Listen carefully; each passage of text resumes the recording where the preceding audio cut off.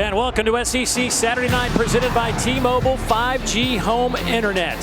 Boy, what a night it was in Columbia, South Carolina. Maybe we'll have another kind of night here in Kyle Field. Over 105,000 of your closest friends on hand for this non-conference matchup between Texas A&M and New Mexico State. The second ever meeting between the two schools that call themselves the Aggies. Hello, everybody. I'm Dave Neal. This is my partner, Aaron Murray. So glad you could join us. And, Aaron, here we are, middle of November. Texas A&M, everything they want. SEC championship, college football playoff is right in front of them if they take care of business. Just got to win these last three games. They're playing like a team that can do it as well. So, yeah, you take care of business tonight. Auburn, Texas. You'll be in Atlanta. If you're in Atlanta, you'll be one of the 12 teams in the playoffs as well. Well, it all starts tonight. Got to win here at home, and then you got a couple of conference games and see what happens there. But Texas A&M and New Mexico State coming your way here in a matter of seconds. As we mentioned, only the second ever meeting between these two clubs. New Mexico State won the coin toss. They deferred, so Texas A&M will take the football on the opening possession of this game. The Texas A&M Aggies come in 7-2 off a tough loss a couple of weeks ago to South Carolina, a team that is playing so well, perhaps as well as anybody in the conference right now. Meanwhile, New Mexico State comes in 2-7. They lost last week to Western Kentucky, 41-28. Well, the man who will run the show down the stretch is Marcel Reed, the redshirt freshman. And Aaron, we've had a chance to be around him this week. We've watched a lot of tape. There is a lot to like about this young man. Yeah, and he's a heck of an athlete first. His ability to run the football, go back to the LSU game when he came in the second half, and really used this bye week to develop that chemistry with the receivers on the outside. And excited to see what he looks like here this evening. And no Le'Veon Bell in the backfield, so Amari Daniels gets the start. Bell injured in their last game and out for the season. Reed will throw on the first play of the game. Going deep, has a man almost caught there by Ja'Day Walker, just off his fingertips.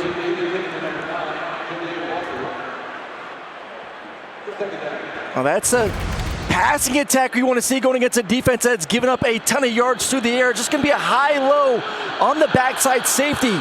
The tight end sits. Safety comes up. You got that high angle route from the slot receiver and just miss it for a big play. Out of that pistol formation, second down and 10. A&M averaging 31 points a game. Big hole off the left side. Daniels will have it close to the first down out over the 35, so they'll move the chains, give him 11. DeMarcus Crosby brings him down. New Mexico State, a team that has really struggled defensively. 37 points allowed per game. They're giving up 450 yards per game. That is 123rd out of 134 teams in the country. Yeah, they're struggling. Only one returning starter from a year ago. Really a rebuild for this entire roster. Throw on first down. Pass is caught on the outside. Noah Thomas has it out over the 40 to the 43-yard line, a gain of 7. Well, this is one thing that Texas A&M coaching staff told us in our meetings, that they want to get this pass game in sync. Yeah, and that's going to be the goal. You can run it with your quarterback, and we're going to see some unique stuff for the next few weeks with the running game, with receivers and different running backs. But if you want to win it all, you got to find a way to get some chemistry on the outside. Keep it on the ground here with Daniels. We'll be close to the line to gain, maybe about a yard shy. Tyler Martinez, who leads this team in tackles, now with 72.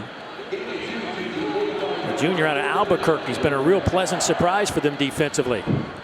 And going back to this passing attack and what you want to see, this is still the SEC. You want to be able to get in the 12 personnel, 2 tight ends, run the football, eat up the clock, win the time of possession.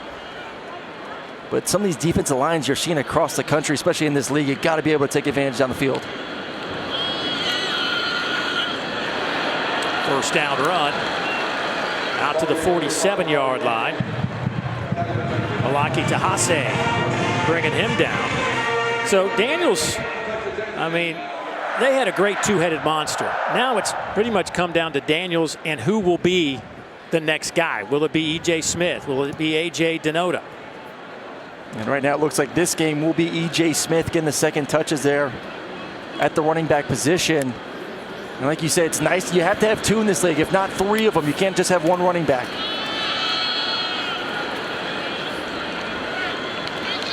That's across midfield to the New Mexico State 48-yard line, tackled by Beatles. But here are the guys that are going to try to replace or help replace Le'Veon Moss, who was third in the conference in rushing. He's up to 765 yards and had scored 10 touchdowns. That is a bunch to replace. Well, and Marcel Reed, the quarterback, you have a backup that's played in Connor Wigman, so you're not afraid to necessarily run him and incorporate him in the game. You saw it once again versus LSU. Maybe not as much tonight, but going forward, you got to use his legs. Reed, time to throw, lofts it up, wide open around the 30-yard line is Trey Watson, the tight end. They'll push him out of bounds around the 15-yard line. DeMarcus Crosby, the defender that ran him out of bounds, but another big chunk. And it's a beautiful route. 33 yards. You're going to get double post, and he's going to bring it to the outside.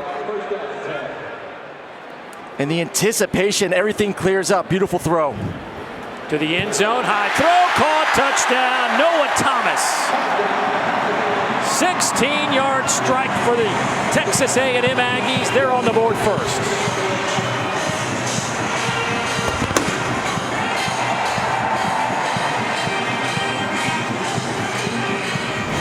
Well, Dave, they wanted to get the passing attack going early. You're going to get cover 4. And the safety gets lazy, and he throws it up and over to his big receiver on the post route. What did he tell us yesterday? My favorite pass to throw is the post route. And he hits it for the touchdown to get things going on the first possession. Randy Bond with the point after attempt. He is successful. Now 33 out of 33 on the year. Marcel Reed worked on his passing game during the bye week, and it's showing up here early as the Aggies get in the end zone, up 7-0.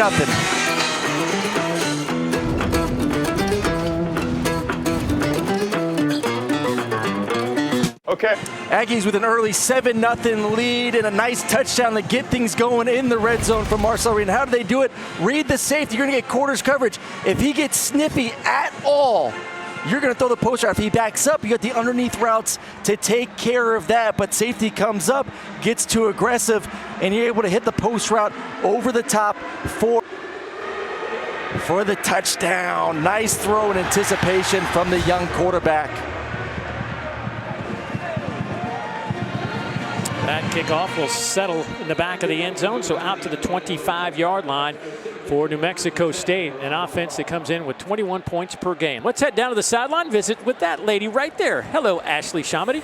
Hey guys, I checked in with head coach Mike Elko right before kickoff. I said, look, being one of the few teams that can control your own destiny, do you feel like every game is a little bit of a playoff game? He said, absolutely. The goal has always been to get to Atlanta, to that SEC championship, and they know that winning out will hopefully help get them there, guys. Yeah, it must be nice as a staff to go to practice every day with that nugget dangling out in front of you. Seriously. That's the beauty of this new era of college football. More teams alive late in the season. First handoff goes to Seth McGowan, the Oklahoma transfer. Began his career at Oklahoma. Came out as a 4-star running back out of Mesquite, Texas, and he has been a big find after taking a few years off from football. He has been a great addition to this offense. I love both these running backs for New Mexico State. Physical, big guys, and the McGowan and Washington over 215 pounds each. They can get downhill. They have the quickness. And that's their recipe for success. Can they stay on the field? Can they run the football and protect these quarterbacks? 636 yards rushing for McGowan.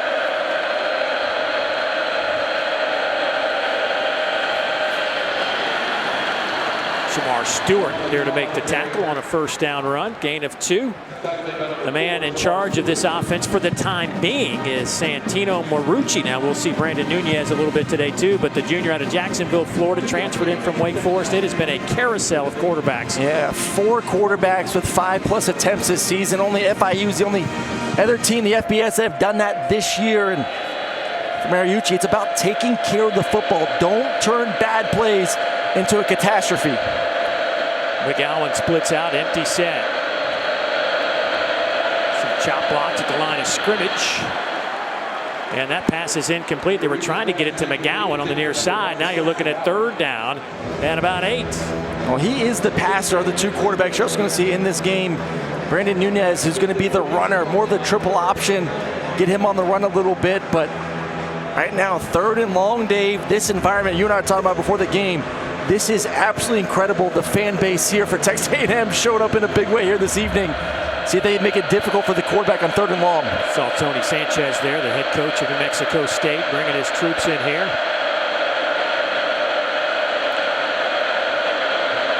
Four-man rush, high throw. Incomplete, trying to hit Cordell David. And now it'll be 4th down, and here comes the punting unit for New Mexico State. And it's a quarterback right there that the moment's just a little bit big, too big here early on. The crowd got to calm the nerves, first possession, but that's an easy throw to a 6'3" receiver across the middle, which has been a nice conversion. And the best way to quiet a crowd is you get a couple first downs, they start to simmer down. Punt is blocked. It still goes forward, hits at the 34-yard line, and will stop dead inside the 30, but that ball was tipped by Marcus Ratcliffe, who got in there and just missed, sending that football back the other way. Right now you're seeing offense, defense, special teams, A&M, who really took the bye week, Dave, and took a little bit of a break. And that's the one thing you have to do during the bye week. Get away a little bit. Yeah, they practice when they're supposed to practice, but really want those guys coming back feeling refreshed and ready to go for the last 3 games of the season. Texas A&M, their 2nd possession. That opening touchdown drive was their 5th opening touchdown of the season. Here's Amari Daniels, breaks a tackle. He's got a lot of room. Daniels to the 20, to the 10, and he is to the end zone. Amari Daniels, 71 yards.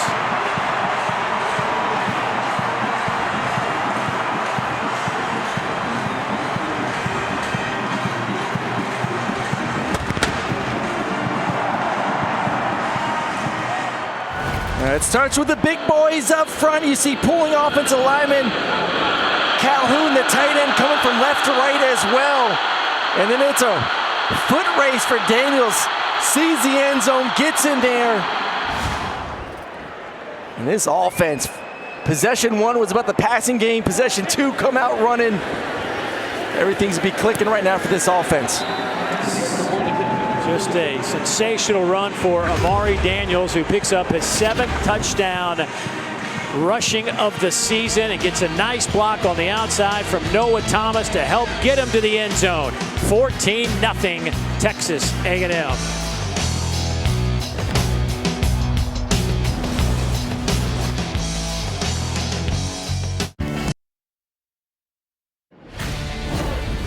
SEC Saturday Night is presented by T-Mobile 5G Home Internet. Get internet how you want it. And in part by Mercedes-Benz. Well, Texas A&M has run 9 plays and amassed 146 yards, and we are still 9:43 to play here in the first quarter. They lead New Mexico State 14-0. After an explosive run of 71 yards by Amari Daniels. Amari came in 94 carries, 466 yards, had a career high 91 on 12 carries against LSU, and something tells me that Amari will break that as he already has 86 yards on 4 carries. Time to get a studio update. Dari, what's going on, buddy? Hey, Dave, it is time for the Yellowwood 5-star play, and for that we make our way to the Plains, where Auburn freshman receiver Cam Coleman had a bit of a coming out party, including making a tremendous one-handed catch, 8 catches, 100 yards, 3 scores. Auburn rolls over UL Monroe, guys. I think Auburn needed that. And A&M fans don't want to see that next weekend, that's for sure. That freshman receiver is what Auburn's been looking for the past few years. That game next week on the Plains. Here goes Santino Marucci on the run off the right side. Scooby Williams able to make the tackle for Texas A&M, the junior backer out of Birmingham, transferred in from Florida. And this is not an offense that each quarterback can't do both things. Marucci can run the football, as you saw right there. Well, they run it with Mike Washington that time, and he got swallowed up by Johnson. This defensive line, one of the premier defensive lines in all of college football. Look at this speed to get around from Johnson. Just bounces right around the offensive guard, splits him in the center to get in the backfield. They're able to find a way to get receiver open on the last third down. Just got to see if the quarterback's nerves are calmed down a little bit.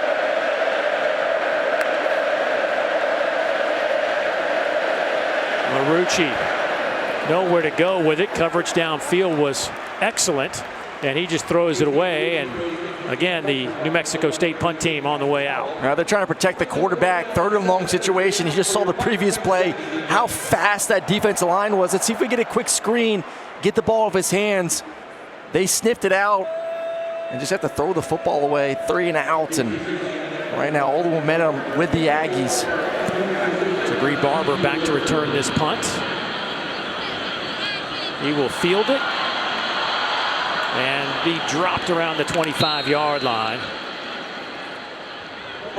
by Josiah Charles. And so Texas A&M's offense back on the field for the third time. Been a good start so far on that opening drive that resulted in a touchdown pass.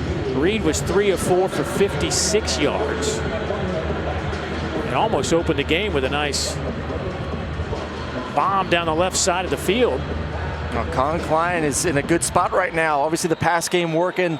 You just had an explosive run play, and now this defense doesn't know what they do. Did they put an extra safety in the box, or they got to stay back and protect these corners? E.J. Smith in the game at running back, but they're going to throw it here with Reed. Wide open and couldn't connect with Shane Calhoun, who has just 2 catches on the year, but that throw was a little high. I mean, they are playing. This is why they want to get into 12 personnel, 2 tight ends. It's going to give them a 4 down front and what we like to call cover 4 defense on the backside. You love to throw post routes and deep crosses versus cover 4. And a missed opportunity for a completion and a possible big touchdown because there was no one within 20 yards of the tight end. They'll hand it to E.J. Smith. E.J. takes it out of the 30 to the 32-yard line. Dylan Early with the tackle, gain of 8.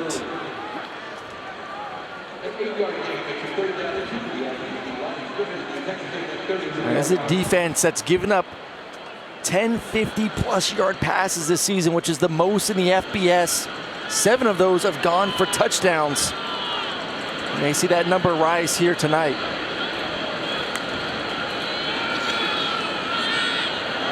Pass caught near side. Theo Mellon Ostrom still on his feet across midfield into New Mexico State territory. Early brings him down, but a 20-yard pickup for Texas A&M. Yes, a RPO run pass option. This is actually a triple option. You have the ability to give the ball to the running back. Quarterback can pull it and run it himself.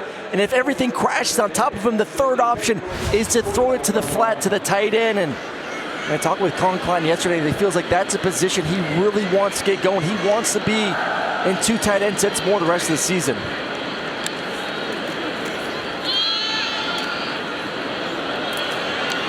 E.J. Smith dropped.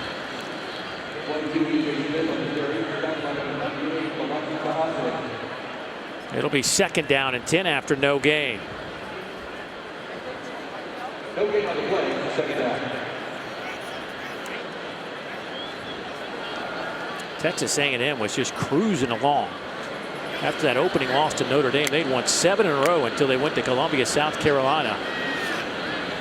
Got handed a 44-20 loss. Pass caught, nice grab there by Ja'Day Walker. Turns the corner inside the 30 down to the 27-yard line. That's 22 more yards. Keontae Glenton hanging on. Hey, listen, I'm a quarterback. I know you said nice catch, but this throw is an absolute rocket on the deep out, on the run, and fits it into an extremely tight window. I mean, that is a thing of beauty from a quarterback that looks pretty confident right now throwing the football to his receivers on the outside.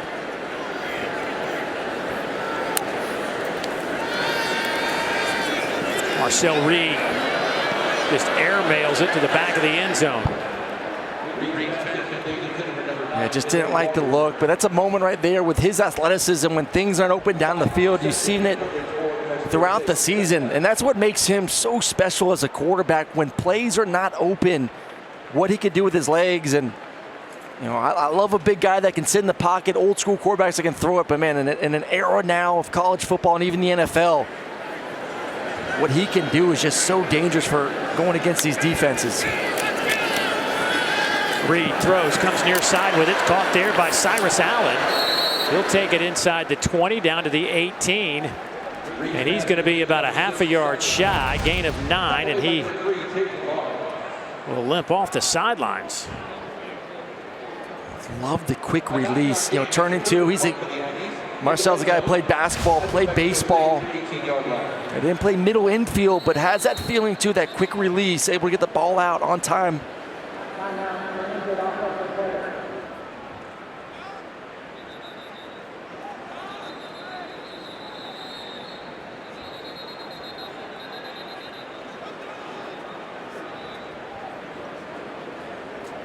I think they stopped the play for a moment to make sure the injured player was completely off the field and away from action. Teams thought it was a timeout there for a moment. Well, New Mexico State, I think, wanted a timeout to get a quick breather. They're like, we don't care there's a whistle. We need a sip of water.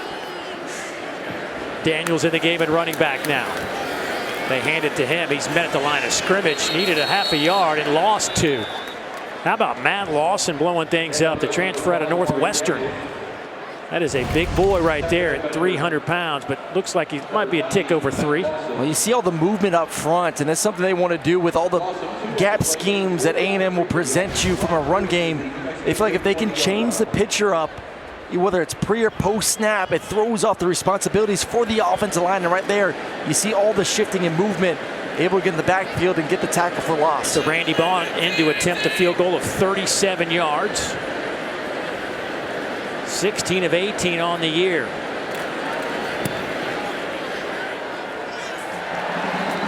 And he will split the uprights from 37 yards. So Texas A&M builds on their lead. They push it to 17-0 with 4:26 to go in the opening quarter.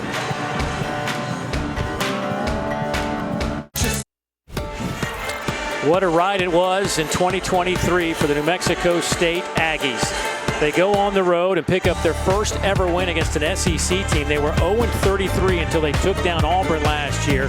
Those 10 wins, most in program history since 1960. And we all know about Diego Pavia and what he's done this year at Vanderbilt. Well, he had the same kind of season last year for that man, Jerry Kill, who stepped away from New Mexico State's program after the bowl game, and now he winds up being a special assistant to the head coach in Vanderbilt, where his quarterback Diego Pavia and the tight end Eli Stowers now reside. But they went on to the Conference USA Championship last year, lost that, but then won their bowl game. Just an incredible run. Tony Sanchez was a part of that staff and now takes over the head coaching duties. Happens to be his alma mater. But you look at the people who left from that team last year. I mean, it is a complete revamp, not only kind of a coaching staff, but also on the roster. Coaching staff, I mean, all 3 quarterbacks from a year ago are gone. That's why you've seen the carousel of quarterbacks this season, just trying to figure out who that guy is at the most important position. But it was a big rebuild on defense, offense, skill position. And part of the problem was that Tony Sanchez says they didn't really get control of the program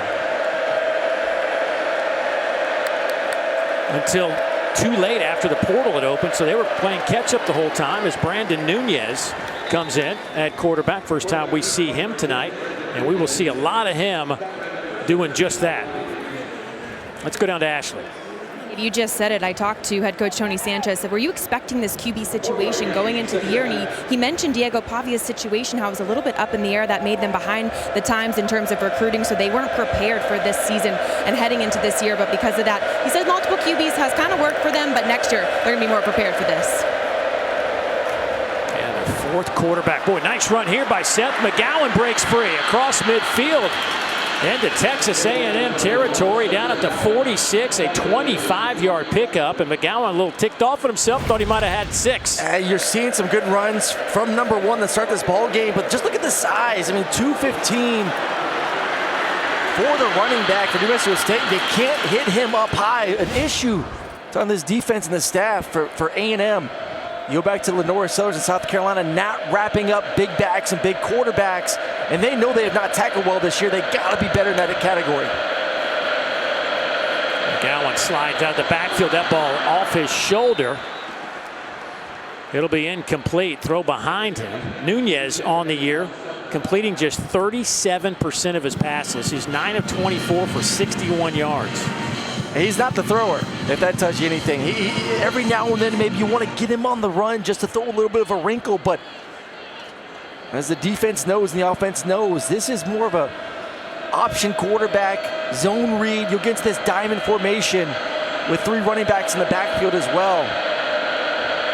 Mike Washington now checks in. He'll split out wide. Light box, be ready for a quarterback run possibly. Texas A&M bringing some heat. That ball is batted in the air and falls to the turf. Fapel was the intended target. And here comes Santino Marucci on a 3rd down and 10. And this is, to me, this is the negative part about having multiple quarterbacks. You know, you're the passing quarterback. You've been sitting on the bench for quite some time now, the previous possession and then the beginning of this possession. And all of a sudden, hey, it's 3rd and long, go get us a first. Jordan Smith goes in motion to the wide side.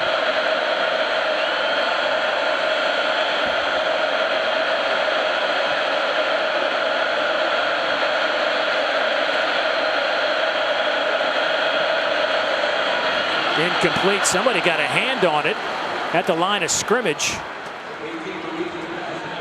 Looked like that might have been Cassius Howell. Got the deflection. Cassius Howell, the transfer from Bowling Green, can Mr. Do-It-All. You can put him at the linebacking position, and he's getting triple team. He's like, hey, listen, if I can't get to the quarterback because I got 3 dudes on me, let me get my hands up and knock the football down. Just been impressed with him this year. Just the versatility, linebacker and defensive end position. Barber will make the catch at the 5.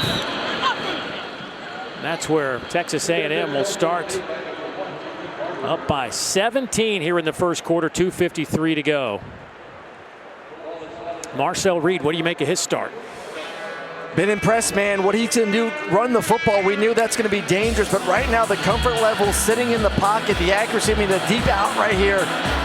The schematics from Coach Klein getting receivers open, but this one up and over in the red zone. Had to be perfect. Finds his tall receiver for the touchdown on the first possession. But Mo definitely looks real comfortable here to start the evening off in the first quarter. Amari Daniels. Excuse me. Marcel Reed on that run. Now this is what, when he came in versus LSU was not prepared for the zone read quarterback pool. If you're going to crash as a defensive end at all, I mean, you come in 2 steps, he's too fast, and he's going to hit the edge on you every time. Here's Reed to throw. Man, fastball out over the 30 goes to Ja'Day Walker. You know what I like early on right now, Dave, too, here in the first quarter, when we talk about the pass game, is everything seems to be on time with his feet. It's 3 hitch balls out right now, and you're just seeing a quarterback that's seeing the game really well here this evening, and that's what you want to see coming off a bye week.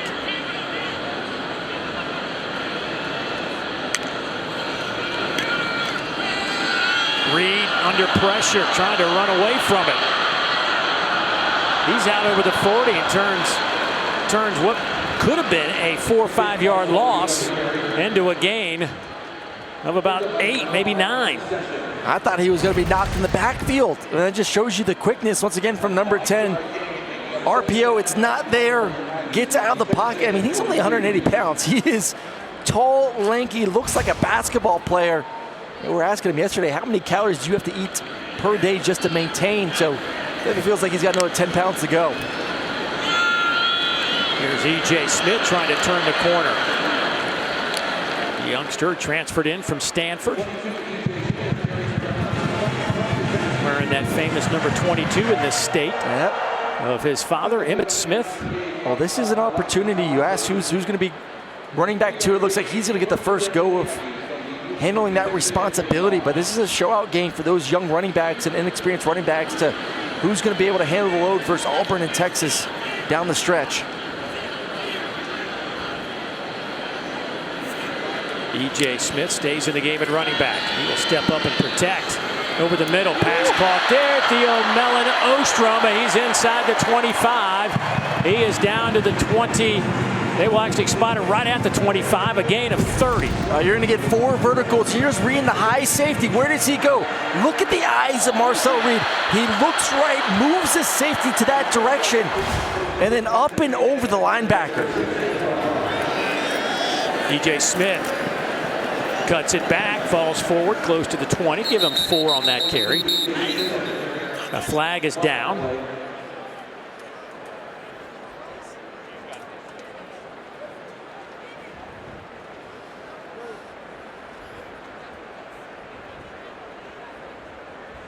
Man, I'm just still giddy up that previous pass. Yeah. I mean, that's twice we've seen him tonight up and over defenders for big plays. Illegal block in the back. Number 11 on the offense. 10-yard penalty. Replay, first down.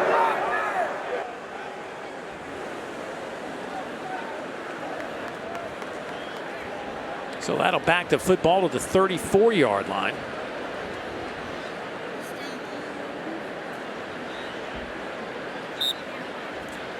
And it'll be first down at 20. Clock ticking. And Texas A&M will let this wind down, and we will have completed 15 minutes of play, and a pretty impressive 15 minutes, I would say, from Texas A&M. They rack up 273 yards of offense. They scored on their opening possession as Noah Thomas picks up his 4th touchdown reception of the year, and then Amari Daniels goes 71 yards.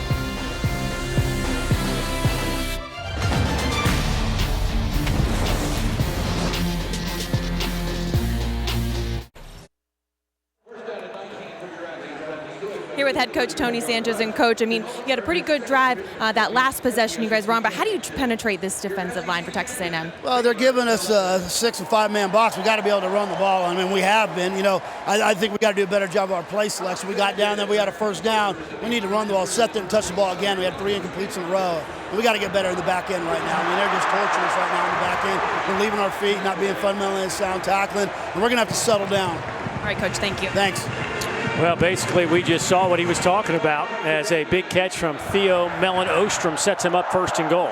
Just a little bit of everyone right now. You're seeing the tight ends really have a good start to this game. Receivers on the outside, but it just comes back to the quarterback spot of being comfortable, throwing the ball on time, no wasted motion at all from number 10 to start this game. He has just been lighting it up, 9 of 12 for 175. Handed here to E.J. Smith, and he'll be stopped around the 5-yard line. E.J. came into the game 33 carries for 107 yards. In their last game against South Carolina, rushed it 8 times for 15 yards.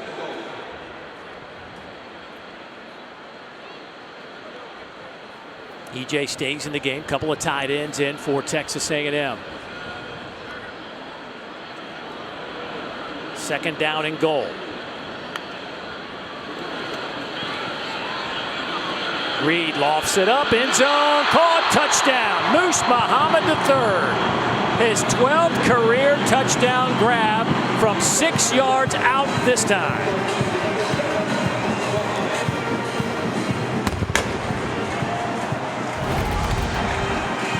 Well, you're going to see bracket coverage. Essentially, every defensive back is going to have their feet on the goal line when the ball snapped, and you want to throw it. When you say front of the end zone, ball needs to be low.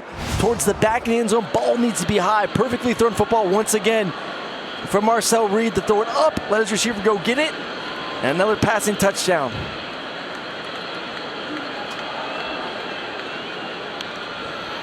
Here is Bond to attempt the point after.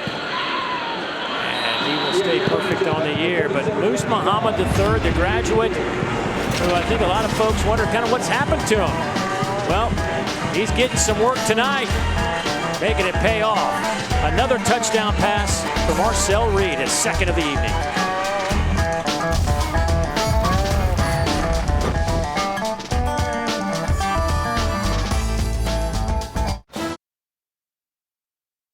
Coverage. Look at these safeties. Cover 4. They're just going to put their heels on there. You're going to have a crossing route to get their attention, and then over the top with Moose Muhammad for the touchdown. You just got to confirm no safeties don't get any depth. They come up on the crossing route, leaves the back of the end zone wide open. And once again, back of the end zone, throw it high. Another touchdown for number 10. Moose Muhammad with his 12th career touchdown. That's 14th all time at Texas A&M. Lorenzo McMillan on the return out to the 18. Time to get another update. Let's go to our Charlotte studios. Dari, what's happening? Well, David, it's time for the road to the championship presented by Mercedes-Benz. And, of course, this wild race to Atlanta. Georgia, Tennessee, both very much involved. Ball's up 10-zip until Carson Beck finds Oscar Delp. 75-yard drive over 7 plays, and it's still Tennessee with a 3-point lead in the second, guys. Thank you, Dari. Obviously, a lot at stake in that one. There's so much. You said it earlier.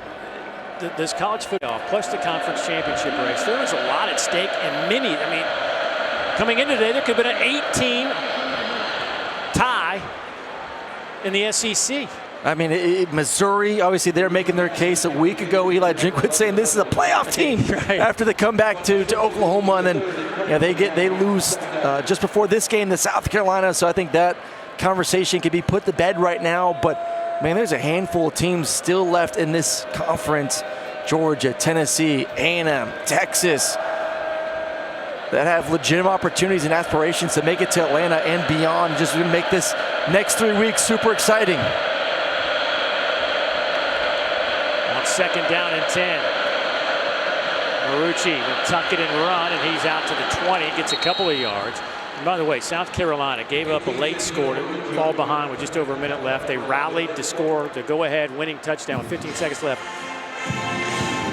Now, there's a couple of games, LSU and Alabama, they'd love to have back, but they led LSU 17-0. Yep. The Norris went out. I think that changed that game significantly. But we saw it on display today, and we're seeing it right now. The young quarterbacks in this league, DJ Lagway, Lenoris, Marcel Reed here in A&M. I mean, next year is going to be a thing of beauty for those quarterbacks. Boy, flag is down. Tony Sanchez across the way said that defender was unabated, and they should have blown the whistle dead if it was offsides against the defense. Oh, it was. Shamar Stewart off the edge was way offsides. Offside. Defense, number 4. 5-yard penalty. It is third down.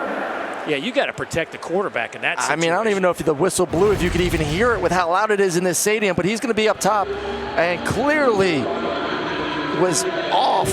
I mean, about 3 steps. I don't even know if he could have slowed down if the whistle was blown, unfortunately, especially with the crowd noise. He got there so fast. I don't know, even if they did blow the whistle, I don't know that it would have done anything. But still, unfortunate that Santino Marucci had to take a shot for nothing. I got it for 5 yards. Okay, well, 5 yards. I don't know if I want to take a shot from Shamar Stewart for 5 yards, though. Out of that pistol, they're going to throw it again. This one's lofted up, almost intercepted. They were trying to hit TJ Pride, the freshman. BJ Mays back there in coverage. That's where you want to go, one-on-one, man coverage, inside fade. And BJ Mays completely locks it down. TJ Pride, 5'9", 170, just unable to really create any sort of separation, but he is their go-to guy in the slot, like his quickness, ability to usually win those one-on-ones, but not there.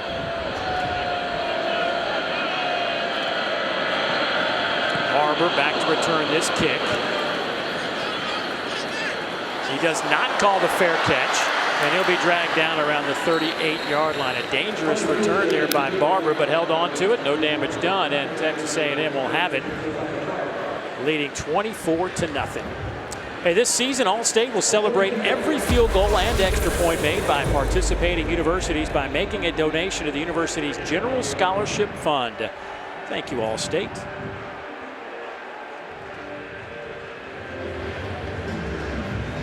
105, maybe a little bit more tonight. It is. I'm just in 105,000 awe. I haven't been here since 2019, and just the sheer size and passion of these fans, it's unbelievable.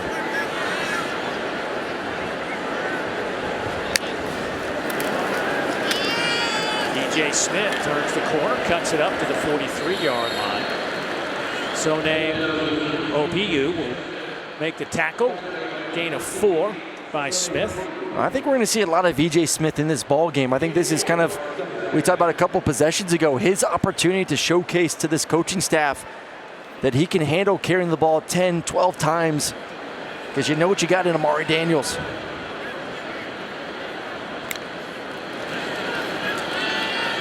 Reed throws, caught there by Bussey, and he will have it over midfield, down to the 45-yard line.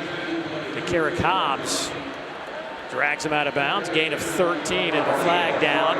Looks like we're going to have a hold. Offense, number 67. 10-yard penalty from the previous spot. Replay, second down. That's on the freshman TJ Shanahan, who gets the start at guard tonight. 330. 6'4", 330 out of Orlando, Florida. I mean, we act surprised nowadays when we say that. But, I mean, that's just the SEC. Every offense line for every team is like 6'4" to 6'7", 320 to 350. It's amazing.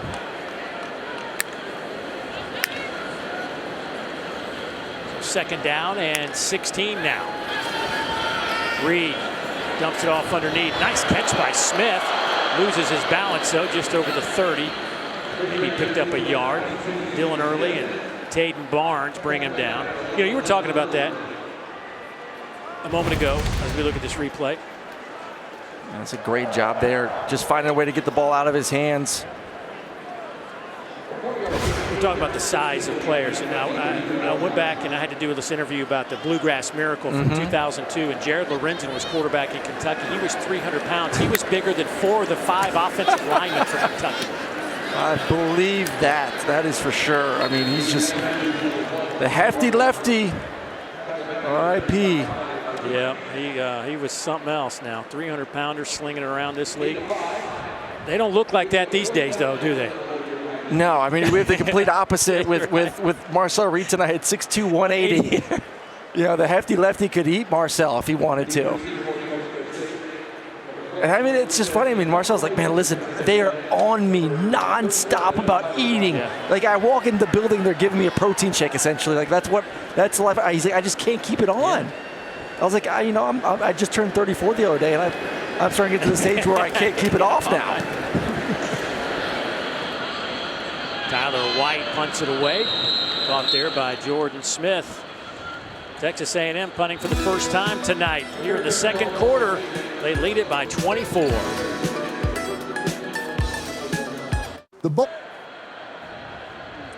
And welcome back to SEC Saturday Night, presented by T-Mobile 5G Home Internet. Let's take a look at Fansville, brought to you by Dr. Great traditions in all of college football is Midnight Yell, and this is what it looked like last night here at Kyle Field.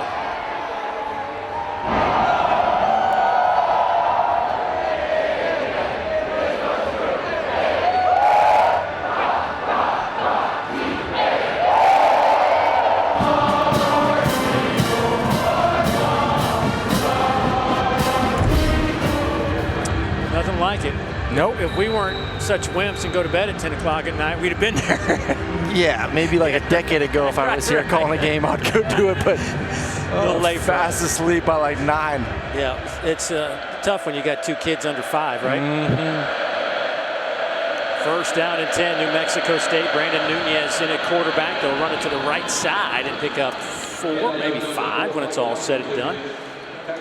If I'm New Mexico State, I want to keep Nunez in there right now and get to some of the zone read, triple option. See if you can run the football a little bit. You've seen some good runs from McGowan. I just think right now it's going to be a tall task trying to throw the football.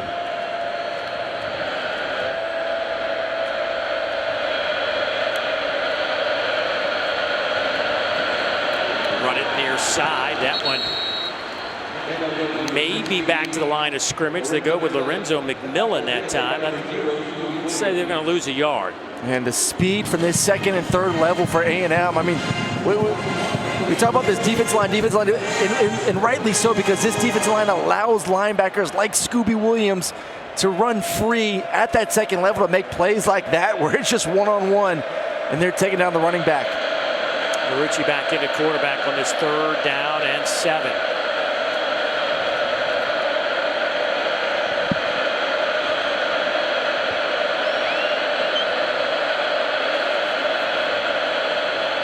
Quick slant, but that's shy of the line to gain. They'll get to the 31. TJ Pride makes the catch.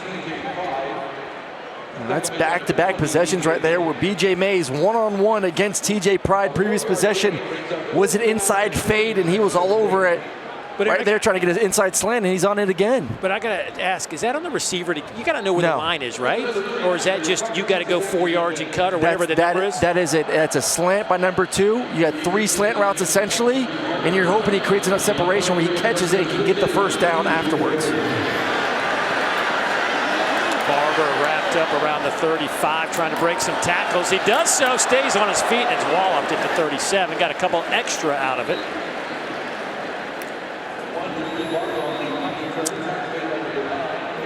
Texas A&M, 8:12 to go here in the second quarter. They're leading at 24-0. Gator. Boy, it has been musical chairs at the quarterback position since Kellen Bond was your every game starter. You see what's happened since 2021. Connor Wigman, Zach Calzada, Max Johnson, then Haynes King, who's now over at Georgia Tech doing well. Marcel Reed, Jalen Henderson.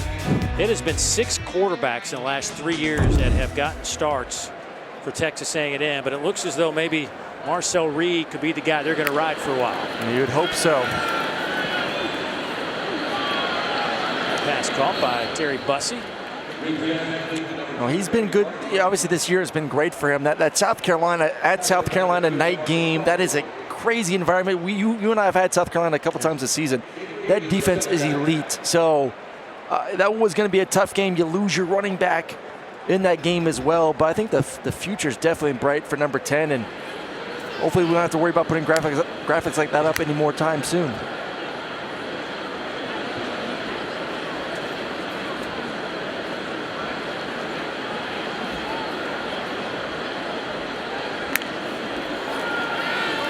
Reed to midfield, down to the 45 of New Mexico State goes Trey Watson. He's their big targeted tight end. Most catches among that group, now has 10 on the season. That's a gain of 14.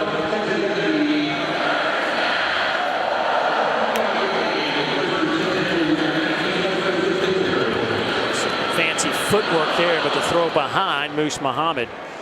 Talking to Colin Klein, the offensive coordinator, yesterday, he said to us, he goes, today we want to, we asked him the question, like, what are you looking for tomorrow? What are you going to be thinking about? He says, we want to play fast and get in a rhythm. Yeah, well, they've hit that. That's for sure. I mean, get in a rhythm, get into the 12 personnel, which simplifies this defense. This defense will be a little bit 4 down. They'll get into some 3 down as well, but when you do the 2 tight end sets, it cleans the picture up a little bit for the quarterback, and you're seeing him seeing the game in a way that he can play fast. Jay Smith to the 40-yard line. It was interesting when Colin Klein walked in our meeting yesterday. You guys, I didn't even realize, you guys, hey, what's up? I didn't realize you guys went back to an Elite 11 camp. All the way to Elite 11. Obviously, we played at the same time, him at Kansas State, and the big season he had in 2012 when he was 3rd in the Heisman. With Johnny Manziel. With Johnny and Te'o. And oh, yeah, I watched a lot of him. And as I laughed, we just kind of said that would have been great to have a camera follow those 3 guys around New York City for a couple of days. All 3 of them very, very different individuals. Yes.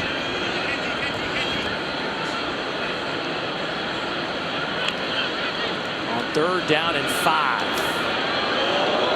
Jay Smith got walloped at the 38 by Tyler Martinez.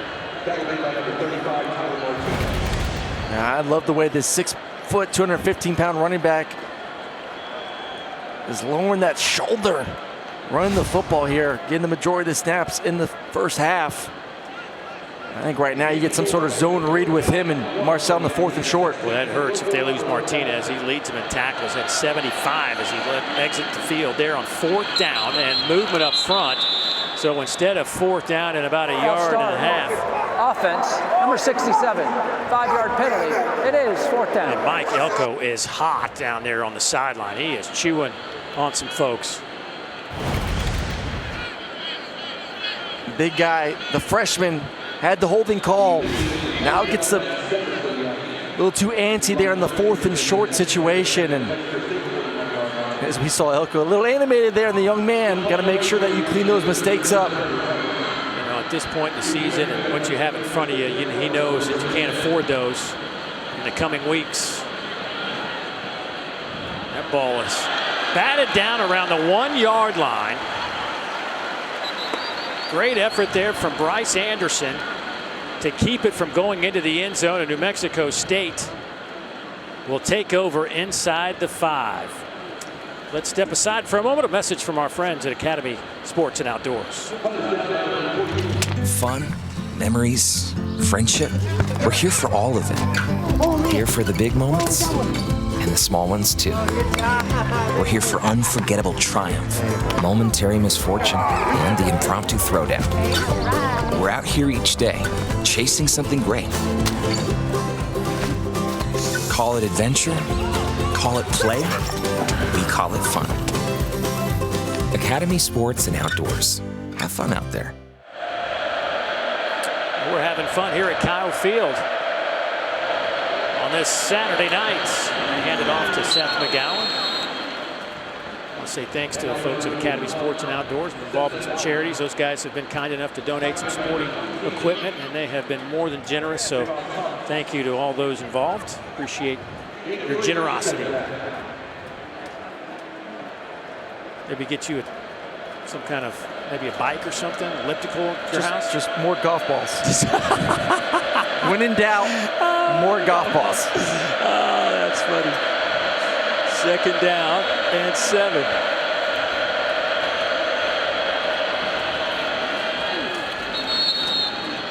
By the way, you know you're getting old when you give up the sports equipment, the workout equipment for golf balls. That's Just when give me you know more golf balls. We need them. I'll tell you what, I like the way that Seth McGowan runs the football, man. He's just big, physical. Right now, not afraid to be going against this defense. Check and see what the penalty is.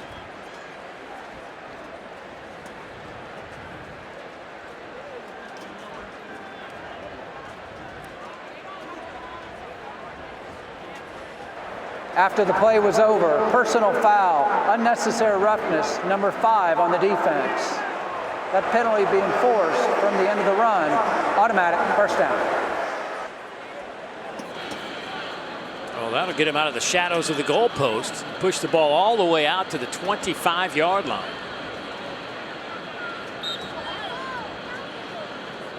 That's step number 1 when you're backed outside the 5-yard line. Can you get a first down, whether it's you or getting a gift from the defense? A little bit of breathing room now for this offense. Brandon Nunez in at quarterback. Hands it off to McGowan.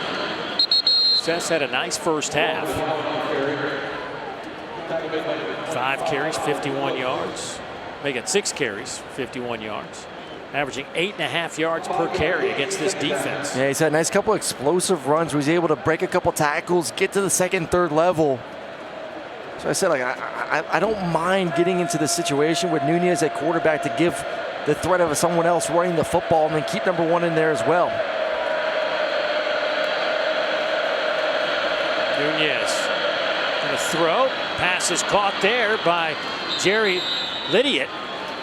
And he'll have it over the 40 to the 43-yard line, a pickup of 12. That's a good job using Seth McGowan as kind of the decoy there. You put him in the slot receiver, get him motioning from right to left. Look at all the bodies from the defense following number 1, who's been the go-to guy for this offense. And then you slip the tight end out the backside. Lydiot for a nice completion for the first down.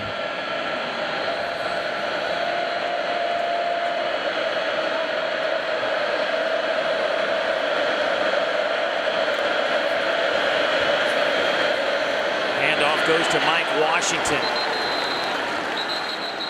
Shamar Stewart along with Trey Jones.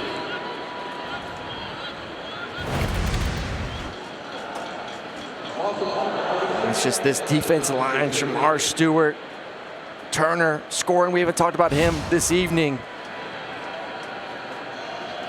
But that's a lot to kind of digest when they do get into that triple option of quarterback run it, hand it off, have a 3rd option to throw it as well, and those guys are able to get downhill and be able to get the tackle for loss.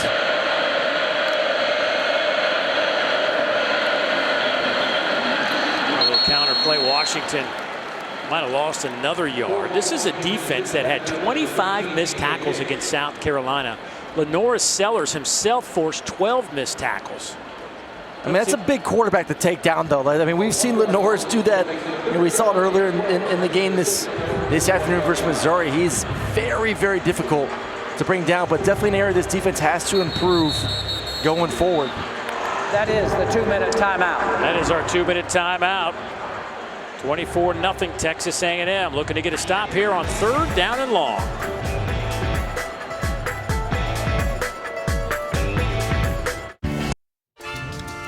Regions Bank halftime report coming up. We'll update Georgia, Tennessee. It's gone the other way from where it was. South Carolina's incredible game ender against Missouri. We'll show you that and what Florida was able to do to LSU. But how about these Aggies? Efficient on offense, man. Over 10 yards per play. Yeah, lots of explosive plays in the passing offense. Yeah, it's kind of what they need at this late part of the season, guys. Thanks, Dorn. I thought Chris Dorn would have been a little bit more enthusiastic after a big win by his club today. Oh, it's a massive win. I mean, when's the last time they took care of business versus LSU? So. Yeah.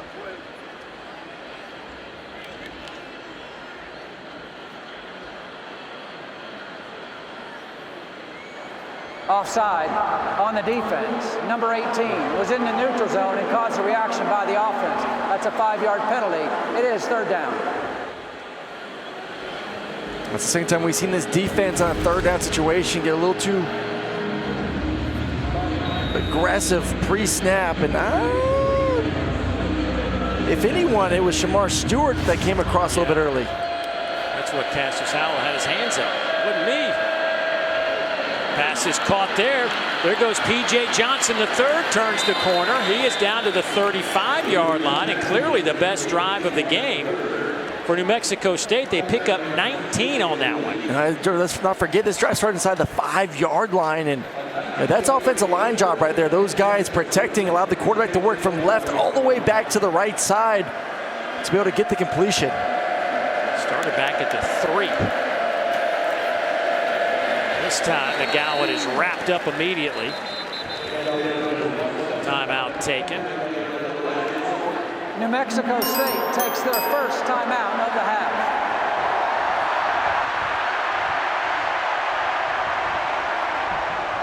That would be a good feeling for this football team. Down 24-0. It has gone completely to the other Aggies the entire first half. But if you can get some points and the ball back to start the second half, with some confidence going to halftime. Right now, 148. Don't feel like you have to throw the football. And Seth McGowan has been a powerful running back. Use him, see if you get to a third manageable situation. Hey, coming up at halftime, you can watch the live performance of the Fighting Texas Aggie Band over on SEC Network Plus. You can start streaming that now on the ESPN app. We have got 1:48 to go before halftime. New Mexico State started the game 0 for 8 throwing the football. That was the longest start without a completion in the FBS since Marshall started a game against UAB with a 10-pass incomplete pass streak back in 2020. But they've now hit 3 in a row. That one is batted down. Albert Regis, the 310-pound defensive tackle. How fun was he to talk to yesterday? Just sitting down with him, and we talk about so much about the Turner and Stewart scoring. Defensive player injury. And good job there being able to elevate, knock the football down. But Albert Regis, 6'2", 310. Didn't really grow up a big college football fan, and found his way here to Texas A&M and is part of this really impressive defensive line. How about him saying that he didn't realize it was Texas A&M? He thought it was ATM. ATM, well, it is ATM too. I know, but he didn't get it though that it was Texas A&M. Oh, I thought that logo. It was. It is the ATM now, isn't it? It is it is one of the ATMs of college football. There is no doubt about it. In this new era of football, teams in Texas do have a little bit of an advantage. Yeah, he was awesome. Just really enjoyed our time with Albert yesterday. Sharp young man. 3rd down. Handoff goes to McGowan. Breaks a tackle, gets to the 30. DJ Hicks brings him down.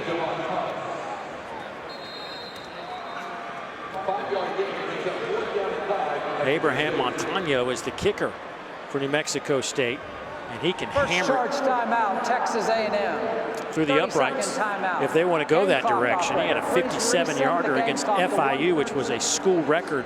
That happened earlier this year, and it's the 10th longest in FBS history. But heck, you're down 24-0. I mean, you go for points here. You want to just. I think getting 3 points on the board feels pretty good. You know, to go from your 3-yard line, get to plus territory, have a couple nice passes, some runs, and you can walk into halftime and not look up and see a 0 on the board. I think would be a good feeling. So yeah, I think you attempt to kick the field goal. And that's what they're going to do. They're going to bring out the kicking unit.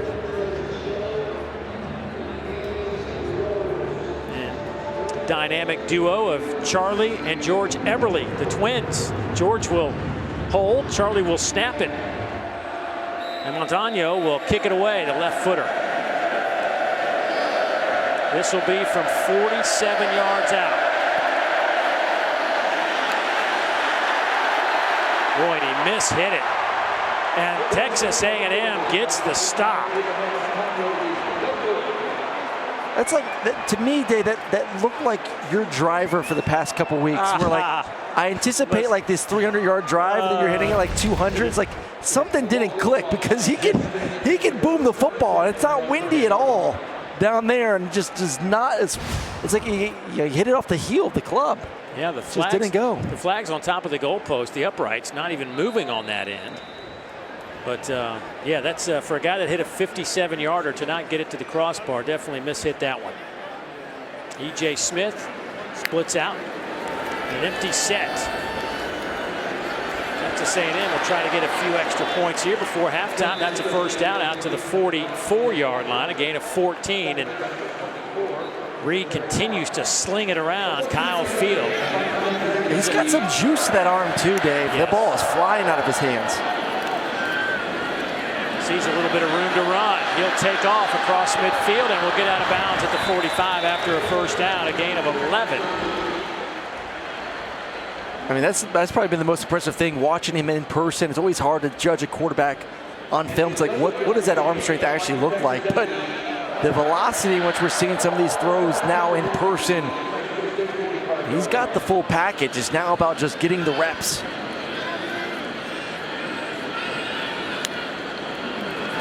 Three-man rush. Reed all day to throw, going up top, trying to hit Barber, and it's incomplete inside the 5-yard line. Taden Barnes back there running step for step with him. Well, that was an impressive thing right there. Taden Barnes, one-on-one on a deep diagonal across the field. Really small window there. Had to be the perfect pass down the field in order to get the completion, and number 3 does a good job. Right there in the back hip, doesn't hold, and then gets his left hand up there to knock it away. 1:04 to go before halftime. They'll hit the tight end, Trey Watson. That's a gain of about 5, though. Timeout taken. Zion Cox Texas makes a A&M nice takes tackle in this. the open field. 30-second timeout. That'll leave Texas A&M with 1 timeout.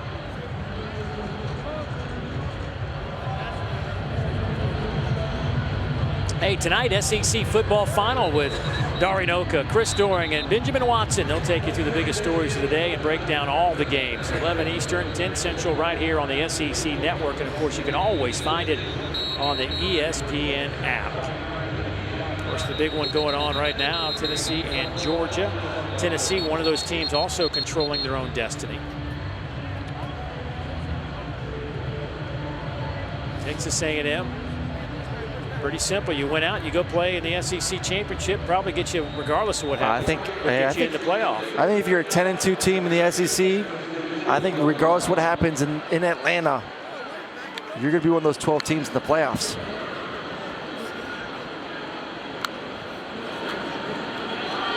E.J. Smith, stutter step and then tripped over his lineman's foot, just trying to get through that hole.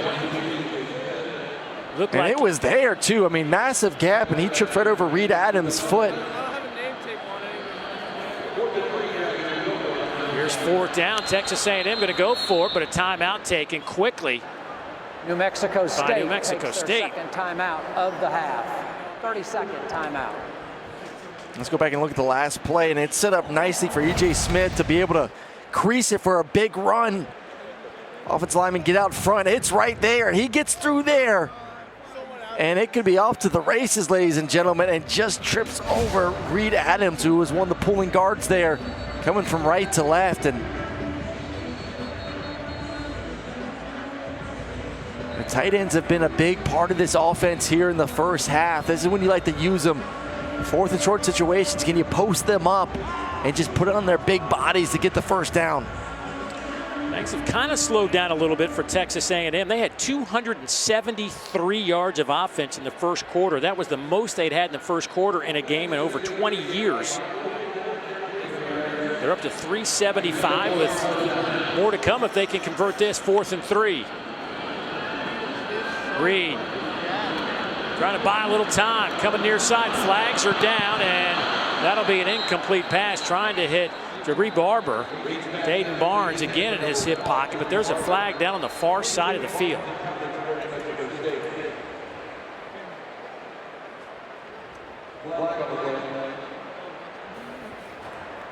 Holding. Defense number 24. 10-yard penalty in the previous spot. Results in a first down. Well, that's Hobbs on the outside, who's been some of the struggles for this defensive backfield. He has been the most consistent one.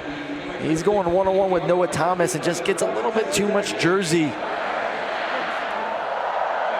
Gives this offense another opportunity with 30 seconds to go.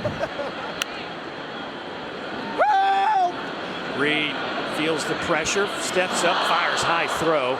Trying to hit Trey Watson. Stop it with 25 seconds.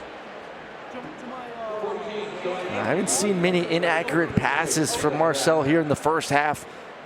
One on a deep cross that was a little bit too tall for the tight end to go catch the football, and that's another one right there, just a little bit too tall for the big boys to reel in. Texas A&M averaging over 9 yards per play here in the first half. Reed on the run, has his tight end Trey Watson, but Watson just couldn't catch up to it. Now it'll be 3rd down. He had him for a big play. They're going to do the double post with a deep cross once again. Had him earlier on in the route. I don't think saw him and had a flush out of the pocket, and by then allows Dayton Barnes to kind of retreat, and I think the big tight end saw some color flash and doesn't really go full out for the football. Reed dumps it off over the middle. This time it hits Melvin Ostrom. And he'll have the first down inside the 20 to the 16. That'll stop the clock for a moment with 12 seconds. Now the clock down to 9 seconds. Oh, this is why you save a timeout for this situation right here, where you have the ability to throw the football. It doesn't have to be in the end zone necessarily. Everyone just needs to know if you do catch it, just go down unless there's a clear path to the end zone. Got to get down and get ready to call that last timeout to get the field goal.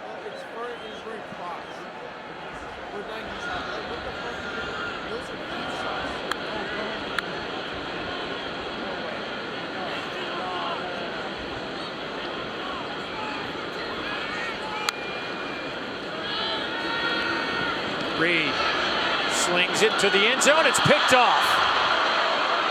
Picked off on the back end by Keontae Glinton, his first interception of the season.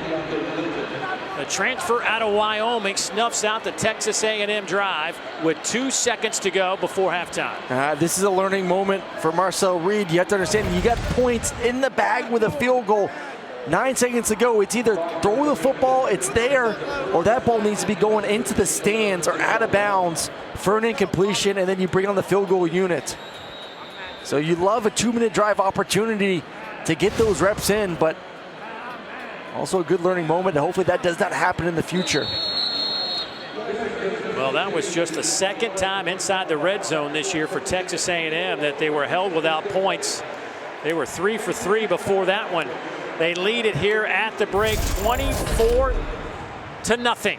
Time to get you to the studio. Dari and the boys, it's all yours. All right, guys, thank you much. Regions Bank halftime report. Dorian Watson in here with you. We dive right into what's going on between the hedges, where Georgia's won 7 in a row in their rivalry with Tennessee overall, regardless of location. The Dogs have owned it of late. First night home game for the Dogs in over a calendar year, but it's Tennessee that strikes first. Nico Iamaleava, 11-yard run. Yes, he was concussed last week, but cleared all protocol and is playing fairly well. Meanwhile, Miles Kitselman up and over the top, Tennessee. Yeah, this capped off a 12-play, 78-yard drive for Tennessee after they stopped Georgia 3 and out when they got the ball first. Into the first, Carson Beck, Dominic Lovett, 38 yards. Georgia is driving, and 4 plays later. Nice looking throw from Beck to Oscar Delp. Yeah, he's been sharp today throwing the football. The receivers have not caught it consistently this year. They've had some drops today, but some big explosive plays as well for these guys. Second quarterback, Lawson Lucky, 23 yards. And a few plays later, Beck one more time to Oscar Delp. Touchdown, Georgia takes the lead. Yeah, misdirection there. You see the Tennessee defense flow to the right. Delp kind of hides and goes to the opposite end of the end zone. Tennessee puts together a nice drive just before halftime, and it ends with a Dylan Sampson touchdown run. Sampson 11 carries, 68 yards, and that score. Tennessee up 17-14, just under a minute to go. Georgia football, and they will have first down at about the Tennessee 23-yard line. So that's where we sit at this point here. Now, I didn't see it being this high scoring. I mean, these two offenses have both played well, both up right around 200 yards or a little bit over. I'll start with you, B-Dub, here. What has hampered Georgia's ability to contain Tennessee offensively to this point? Well, I guess 193 is not a bad number. Well, it's not a bad number, but you look at some of the things that Georgia needed to focus on against Tennessee, which is what? The run game. Yeah, the run game for Tennessee, exactly. Yeah. Sampson gets the big run for the touchdown to take the lead. At the end of the half for Tennessee, Tennessee has about 100 yards rushing. They're averaging, 4.8 yards a carry. So this was an area of focus, or should have been an area of focus for Georgia. Tennessee does a tremendous job, as we know, running the football. They get scored 2 rushing touchdowns on Georgia. So, look, I thought defensively for Georgia, they need to hunker down, force Nico Iamaleava to beat them in the pass game. That's kind of been the recipe for success for teams that have played against Tennessee. I'll tell you, for Georgia offensively, I feel really good about the fact they haven't given up a sack yet today. Obviously, that was one of the points of contention last week. They haven't turned the football over yet to this point, and they're getting some of those explosive plays. You know, we've been wondering who was going to eventually fill the shoes of Brock Bowers. Impossible shoes to fill. Oscar Delp today becoming a little bit of that weapon at the tight end position that I think Carson Beck has desperately missed. 2 red zone touchdowns for him this afternoon. And even when you look at, the loss of a Dylan Bell, Georgia's already thin at wide receiver. They're thin at pass catchers, playmakers on the offensive side of the football, so that injury is going to hurt them. But CD, we talked about drops, and immediately Georgia gets the football first. The first play of the game is a deep pass to Arian Smith, and it would have been a great catch, but it ends up being a drop, about 3 drops in this first half for Georgia. Now they're up to 30 on the year. And so there are instances like that where the offense is shooting themselves in the foot. It's difficult to play well against good teams when those sorts of things are happening. I do agree with you, though. Not allowing a sack, protecting against this Tennessee front has been huge for Georgia in this first half. Some resiliency, too, finding themselves down 10-0 after the loss last week. They answered the bell with 2 touchdowns to take the lead prior to giving it up on that Dylan Sampson. Well, we want to give some credit to Tennessee as well. Cincinnati. I just looked down at Cincinnati playing Iowa State. I don't know what's on one of the teams. Give them credit, too. To Tennessee, though, they walk into an environment, it's a hostile one, and they shut that crowd up pretty quickly with a nice quick start for them. Yeah, I think you look at the way they've played today so far, 21 carries, 100 yards rushing. You don't want to ask Nico to come in and win the game throwing the football.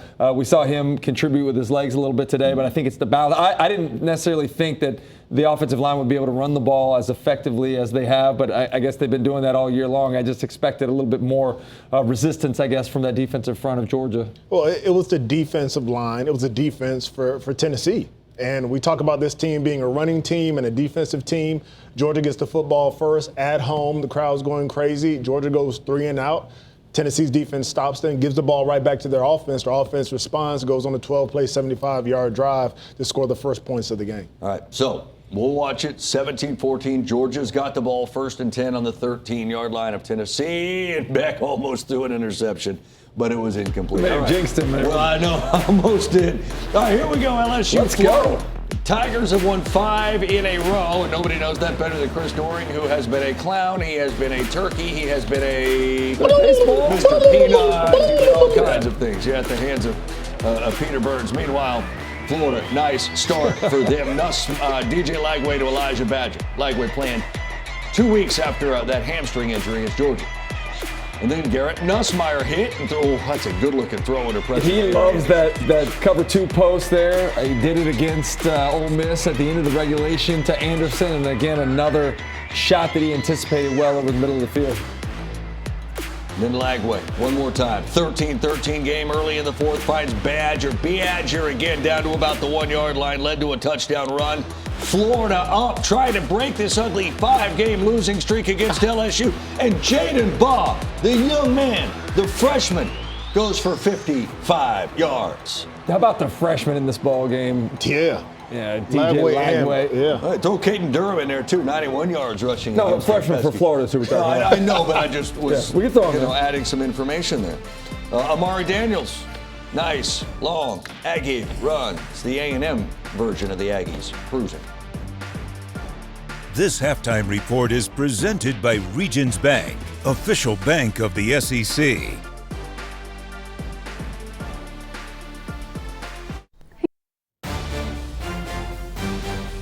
Welcome back to the Regions Bank halftime report. Doering Watson. Let's go to Columbia, South Carolina, Mayor's Cup. 2 ranked teams in the playoff rankings. And it's Missouri that has won 5 straight in this series. We already saw Florida's losing streak of 5 to LSU end. Might South Carolina's losing streak of 5 end against Missouri? 4th quarter, what a game it was. Mizzou was down 21-6, comes back, takes the lead. Lenora Sellers finds Michael Smith for the touchdown. They didn't go for 2, don't get it, they're up 5. 31 points scored in this 4th quarter, Dari. 4 lead changes. It's like the NBA, right? Just don't turn on Missouri games till the last couple of minutes. How about that throw, though, to Luther? How about the catch? What are you just going to disregard the catch? One-handed catch. I'm not disregarding. Right, don't disregard. Put a handle on it. You're talking about the NBA. I'm showing you one of the good throws and catches of the day. That's a CD, C-O-W, nom. You got a lot today.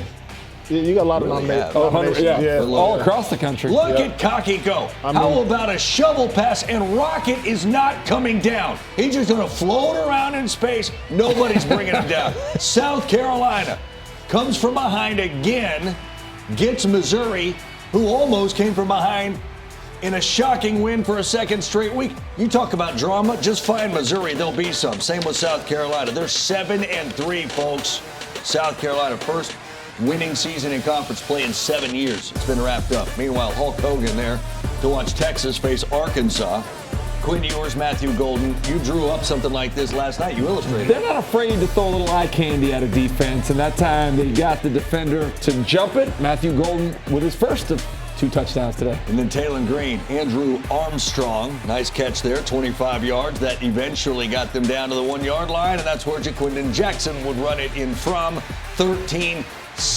So we've got a game in Fayetteville. In fact, they got it to 13-10, and then Ewers to Golden one more time. Golden, 2 touchdown catches each of the last 2 weeks. Yeah, you got to review this catch again. Strong hands, great placement by Ewers on his outside shoulder. For the offense for Texas after it became a 13-10 ball game. And eventually Arkansas going to give it back. Their 2nd turnover of the day, and Texas snaps a little 2-game skid against the Razorbacks 2010. They are 9-1 for the 2nd straight season. Meanwhile, Noah Thomas, get it, take the hit, come down with it, gig 'em.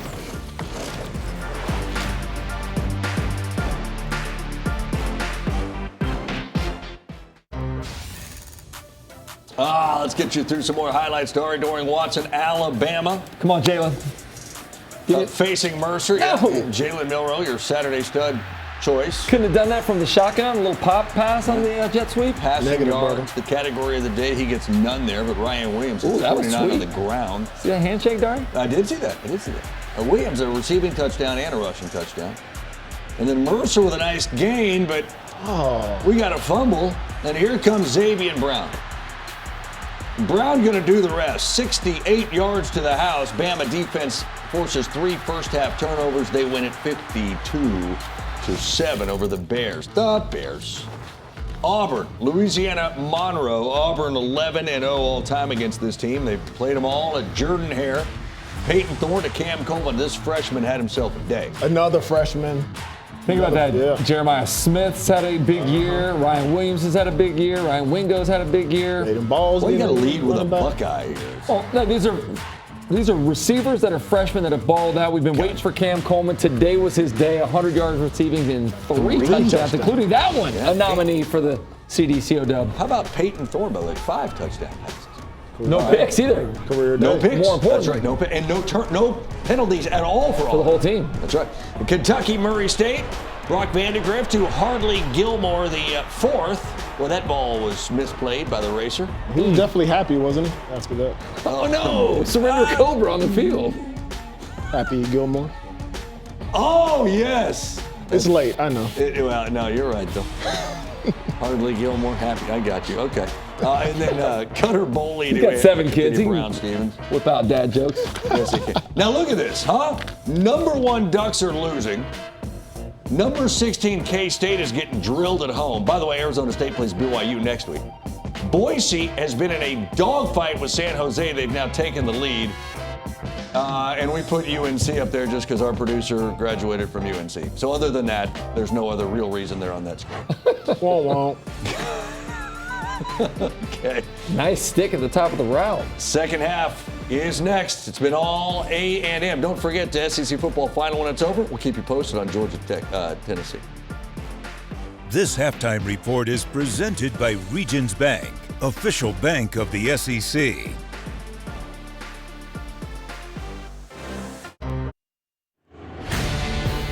And welcome back to an SEC Saturday night presented by T-Mobile 5G Home Internet. Well, it is Military Appreciation Night here at Kyle Field. 2,200 cadets participated in forming the Block T right after the Fightin' Aggie Band performed tonight.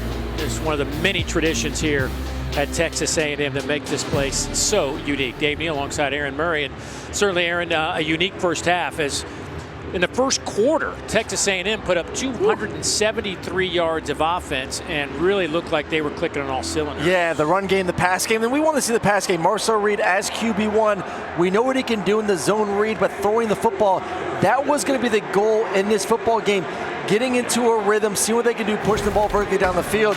And you saw it in the very first possession, what number 10 could do, throwing the football. And he's looked like he has been in a great rhythm, fighting not only the receivers down the field, getting up and over defenders, but incorporating the tight ends as well. So I would say check, check, check. Offense looked like they're moving the right direction in that first half. Well, that was our Every Detail Counts, brought to you by Pfizer. Marcel Reed in that first half was pretty exceptional. For more, let's go down and check in with Ashley. Guys, I just talked to head coach Mike Elko moments ago. I asked him if that was a teaching moment for Marcel Reed right before the half, and he said, yeah. I just told him, look, don't panic, don't rush in those situations. That's what you want to see this next half. He said, let's just start fast, put this thing on ice. And I also asked, will we see Connor Wegman in this next half? He said, yep, that's the plan. New Mexico State, though, gets the football first. He'll toss it to McGowan, tries to turn the corner. He'll get it out close to the 29-yard line. Dalton Brooks runs him out. I want to go back to that interception. You never want to throw picks, but like those are really, you'd rather that happen now and not in 2 weeks versus Texas. Like that is a great learning moment for him. Or next week at Auburn. Or at Auburn, exactly. McGowan running so hard. A young man who started his career at Oklahoma, an injured New Mexico State player down. It looks like an offensive lineman. Timeout for an injured offensive player. Louis Canepa.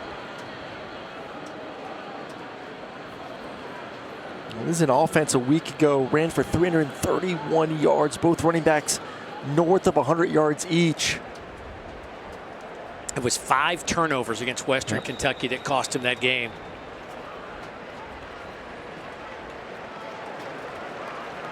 Well, they got some rhythm, Dave, before the half. Moved the ball from the 3-yard line all the way to the plus 30, and then just a miss hit on the field goal attempt. We'll see if they can carry that over now into the second half. Gotta find a way to get this first down, and Nunez is the quarterback right now. Obviously the threat of him running the football. They've also been able to motion Seth McGowan as a decoy and get the quarterback on the run as well.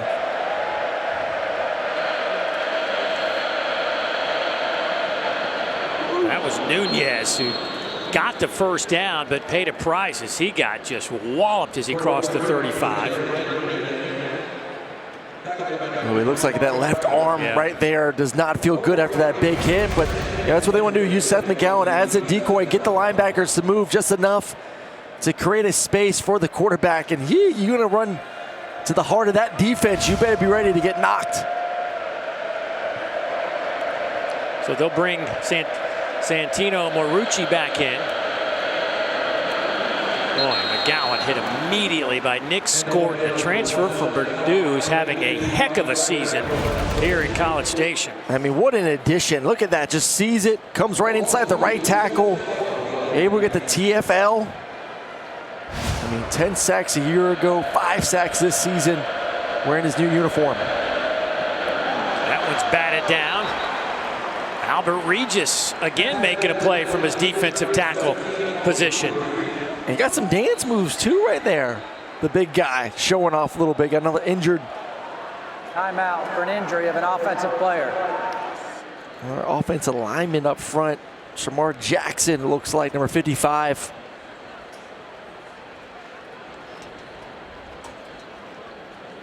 Oh, they're going to try and cut everyone up front. You see the offensive line, they go down, thinking quick pass. Albert does a good job of getting both hands on the offensive line and push them down and then getting vertical to bat the ball away.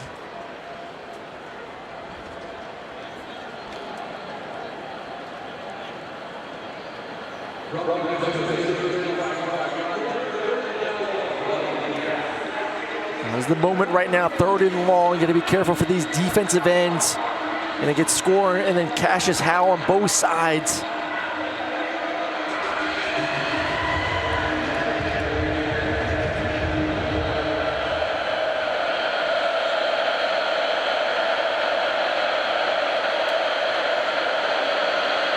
Texas A&M bringing the house. Ball is floated in the air. It's incomplete. Looked as though Bryce Anderson might have just mistimed his jump a touch. And then you talk about the turnovers they had a week ago. It was because of these situations where Marucci just feels pressure and essentially just throws it up for grabs. As a quarterback, man, you have to just say, you know what? I got to eat this sack and take it and not put the ball up into harm's way. Threw two interceptions a week ago. Similar plays, and has just not learned his lesson. Fortunate for him, got away with that one. Barber back to return this punt. He is not afraid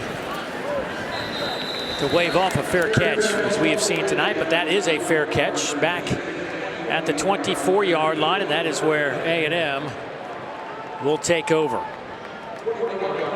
Their opening possession here of the 3rd quarter, and this is an offense that in the first half, really in the first quarter, just marching it down the field, had some big plays.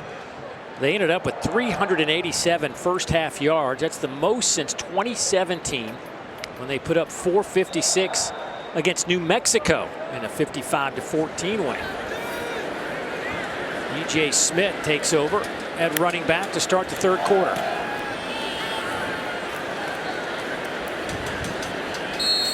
It's been pretty much the E.J. Smith show since the long run Amari Daniels had, the big run for the touchdown. I've not seen number 5 in the game since then. See him on the sidelines by the coaching staff, but again, I think this is just an opportunity to really test out E.J. Smith and see what he's got.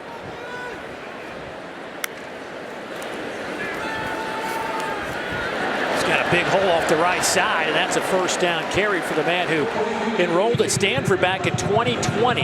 Played in a couple of games as a freshman, not much there. And then 2021 was a backup, got a little bit more playing time. And in 22, he thought he was going to be the man at Stanford, but He got injured and didn't really get that season cranked up the way he wanted to, and then at the end of last season decided he wanted to transfer, and here he is at Texas A&M coming back to his home state. Of course, grew up in Dallas.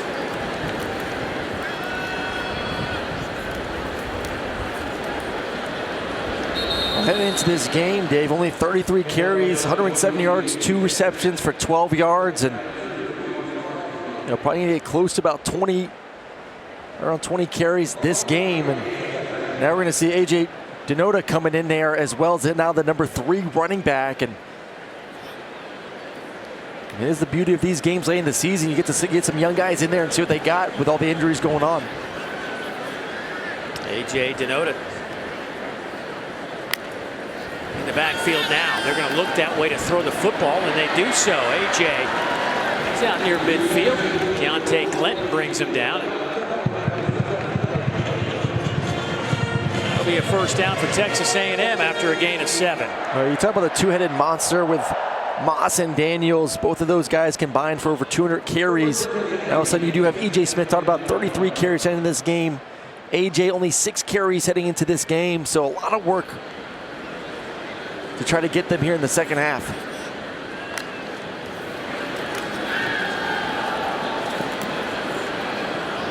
Low throw, that'll one hop to Noah Thomas.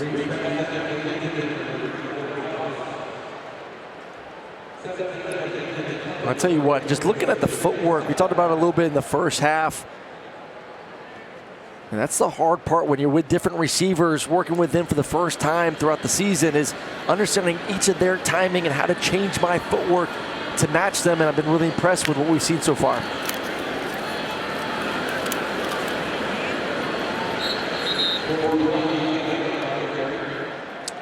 That carry will pick up 5. A&M averaging over 8 yards per play, averaging over 13 yards per completion.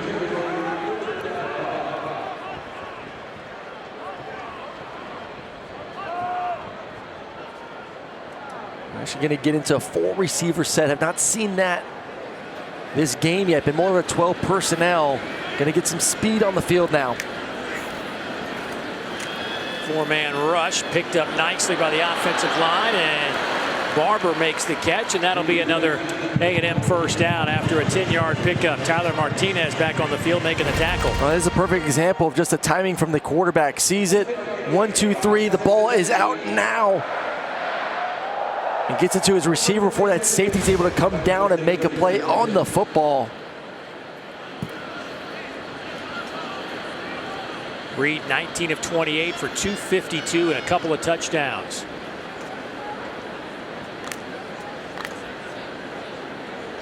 In that loss to South Carolina, he was 18 of 28 for 206. E.J. Smith to the 30-yard line. Martinez again leading the way. So an Aopiu also in on that tackle for New Mexico State. Martinez, he's just always around the football, and again leads this team in tackles. Came in with 71. The next closest player had 55. Yeah, he's been a big surprise with just how well he's played this year. Really take command at that second level.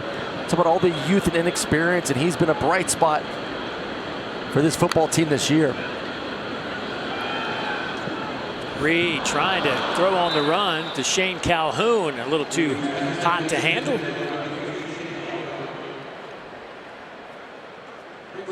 I would say the one thing that as you evaluate the first half and now that pass right there's been times with the big tight ends that the ball's just been off. And as a quarterback, you're always taught receivers you can do that. Tight ends, I know they don't use fullbacks nowadays. This is me aging myself, but tight ends and fullbacks, you have to put the football on the big guy's body. We've seen 3 or 4 now that are just a little bit too far out for the tight ends. Here's Smith. Cuts it back to the middle, and we'll be very close to that first down. Let's see if they move the chains. They will. So another first down for A&M after a 5-yard pickup by E.J. Smith.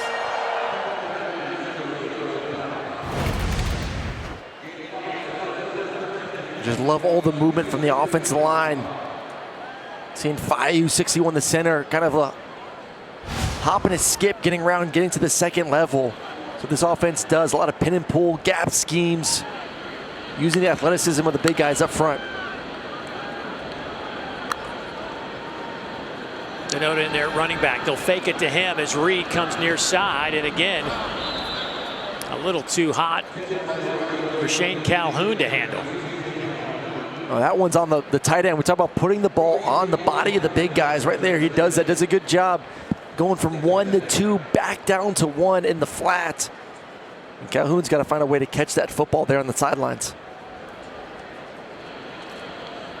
253 passing yards tonight for Texas A&M. And off right side down to the 20. It'll be third down and about 5 coming up. Martinez with yet another tackle. You know, speaking of those passing yards, coming into this game, A&M was averaging just 182 yards passing. That was second to last in the conference, 111th in the country. There had been 6 games where they didn't even throw for 200 yards. Well, they're also second in the conference, though, in rushing yards per game. I mean, that's their identity. They play great defense, run the football, protect it. I mean, their games they lost this year is because they lost a turnover battle.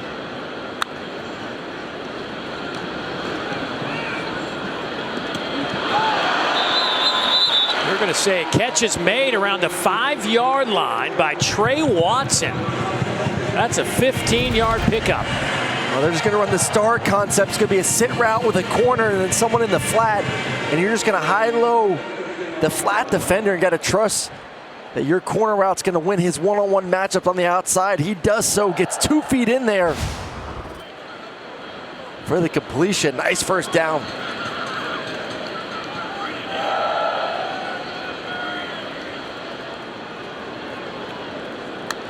Watson goes in motion as Reed looks to throw. Now he's going to try to run. Reed cuts it back, dives for the end zone. Give him 6.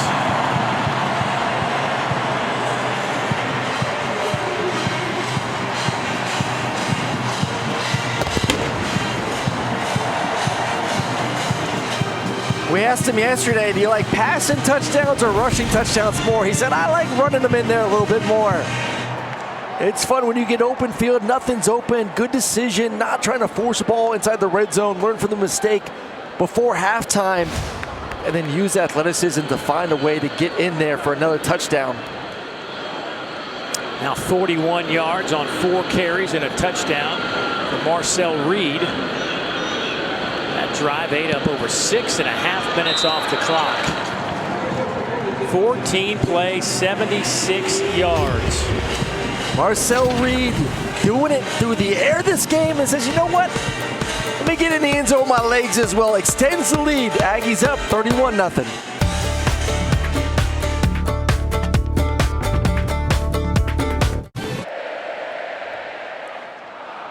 Texas A&M in control, 31-0. 6:36 to go here in the third quarter. New Mexico State, just the second time they faced Texas A&M. The first meeting occurred back in 2016. A&M won that one 52-10.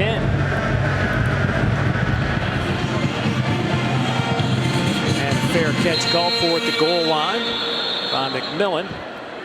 So that'll come out to the 25-yard line. Before that, we got to step aside. Back to Kyle Field here in Bryan College Station in a moment.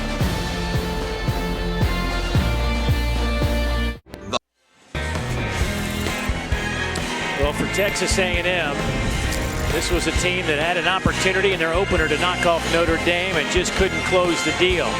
Obviously left people kind of scratching their heads, and all they did was rattle off 7 straight wins, including knocking off 2 top 10 teams, including Missouri. And then they had a rally against LSU, a dynamic second half behind Marcel Reed. And then everything hit the brakes 2 weeks ago in Columbia, South Carolina, when Texas A&M was routed 44-20 on the road. And again, it was a second half onslaught, this time by the opponent.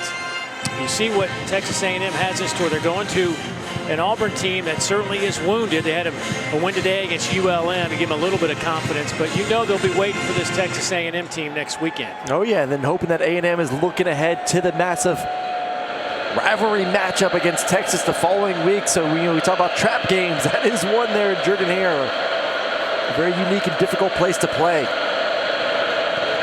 Batted down.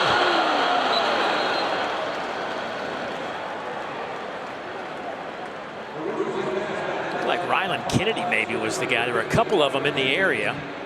That looked like it was more than batted down. I mean, this was with some authority. Once again, just quick game. It's tough to throw a quick game if you can't block guys on the outside.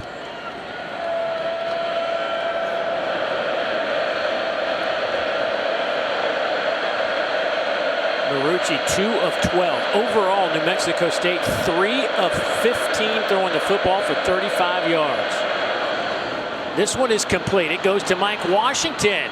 He'll have a first down over the 35, out to the 37-yard line. Solomon DeShields runs him out of bounds, but a 12-yard pickup. Yeah, I like that play call right there. A little misdirection. Fake like you're going right, sneak the running back out from right to left, and let it catch there from Mike Washington. That ball was low into his left side going right. He's able to snag it, use that long 6'2" frame to catch the football and get the first down.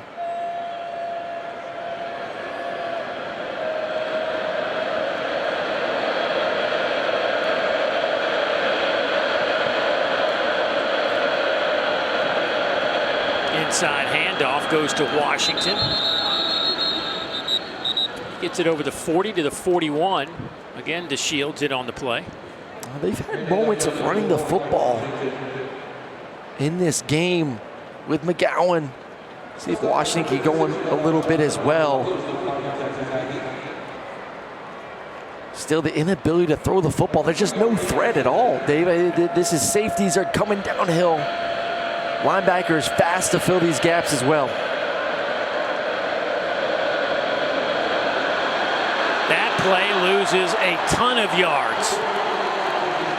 Malik Silla, the junior out of Katy, Texas, a loss of 6. I mean, 6'6", 250. Look at the length. Look at the wingspan there from Silla. Just saying, you ain't getting around me. I'm sorry, Mike Washington. A nice play from the backup defensive end. Antonio Marucci on third down.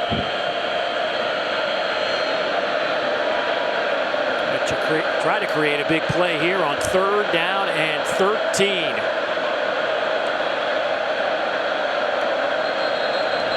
New Mexico State 2 of 9 on third downs. Delay a game. Offense. 5-yard penalty. It is third down.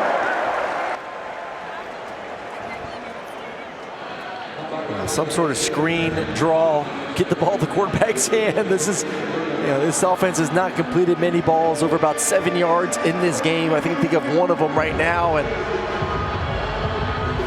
quarterback's taking a couple shots. Just a second penalty against New Mexico State. 4-man rush trying to set up a little screen, and they do so to Washington. Gets a couple of blocks, but he'll be a good 6 or 7 yards shy of the line to gain, which was out at around the 48-yard line. And New Mexico State will punt it away.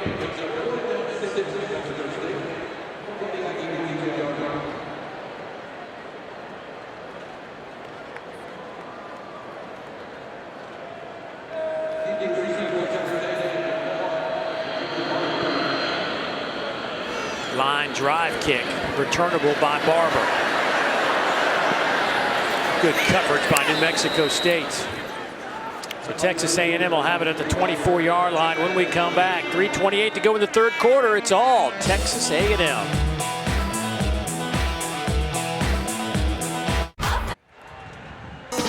Well, Marcel Reed has taken his last snaps of the game. So let's look back and the performance of the redshirt freshman through the air has been phenomenal. Up and over defenders in the red zone, been deadly accurate, and then what he does best in the open field, making defenders miss. 3 touchdowns for number 10. Now he gets to sit back and watch Conner Weigman do his thing. Conner, redshirt sophomore to Cypress, Texas. Was their opening game starter, been in and out of the lineup. Injuries have been a factor, performance a little bit of a factor, and now he is the backup man to Marcel Reed, but certainly down the stretch, nice to have 2 healthy quarterbacks that have played quite a bit of football. Well, and I think the biggest thing too is as you find the depth at running back, you don't feel scared to run Marcel Reed knowing you have a backup quarterback with game experience too. So you can add that dynamic into your game, which we know is a huge factor for number 10, but you're not as concerned about him running the ball 10, 15 times if you have to. Weigman runs right into a pressure from Buda Paletti, maybe the best pass rusher on that defensive front.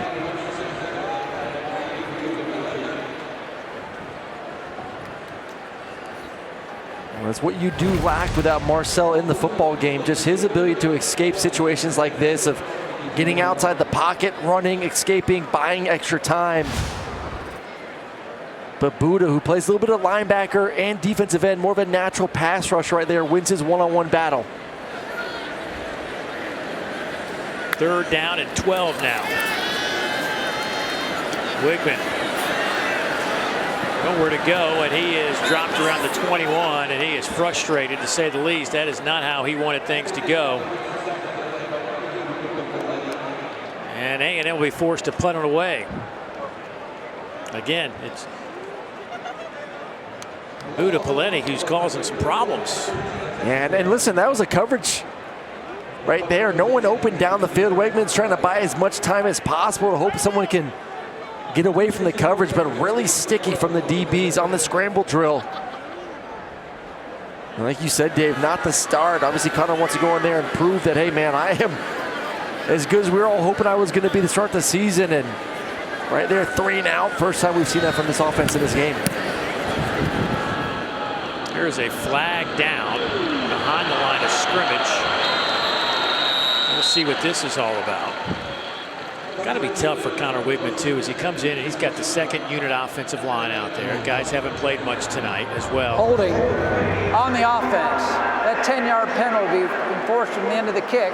It's 1st down. So, I mean, I guess some of that frustration is you want to show everybody what you got, but yet the pieces aren't the same as if you were the 1A guy. Oh, yeah. No, that's always the problem, too. I mean, you haven't worked with these guys in a game-like situation, too. You know, new faces and new bodies, new communication.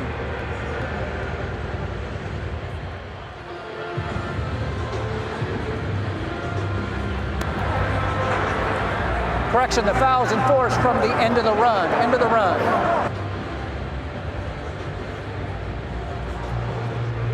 So they'll move this football out to the 45-yard line. So the Aggies of New Mexico State will start this drive with Seth McGowan in the backfield. Marucci hands it off to McGowan, running hard up the middle, and will be stopped before he hits the midfield stripe. Let's go down to Ashley. I talked to Seth McGowan just earlier this week, and he has such an interesting story. His path to get to New Mexico State, obviously played 1 season at Oklahoma till that bad decision cost him his time there. Ended up going to a community college, eventually Texas College, and in between that time he worked different jobs and volunteered in the community. But Coach Sanchez, New Mexico State, ended up taking a chance on him, and Coach Sanchez said the reason is because he was so honest with his answer at the beginning of the year of why should I give you that second chance, that he gave a really introspective answer, and he's proven himself every day since.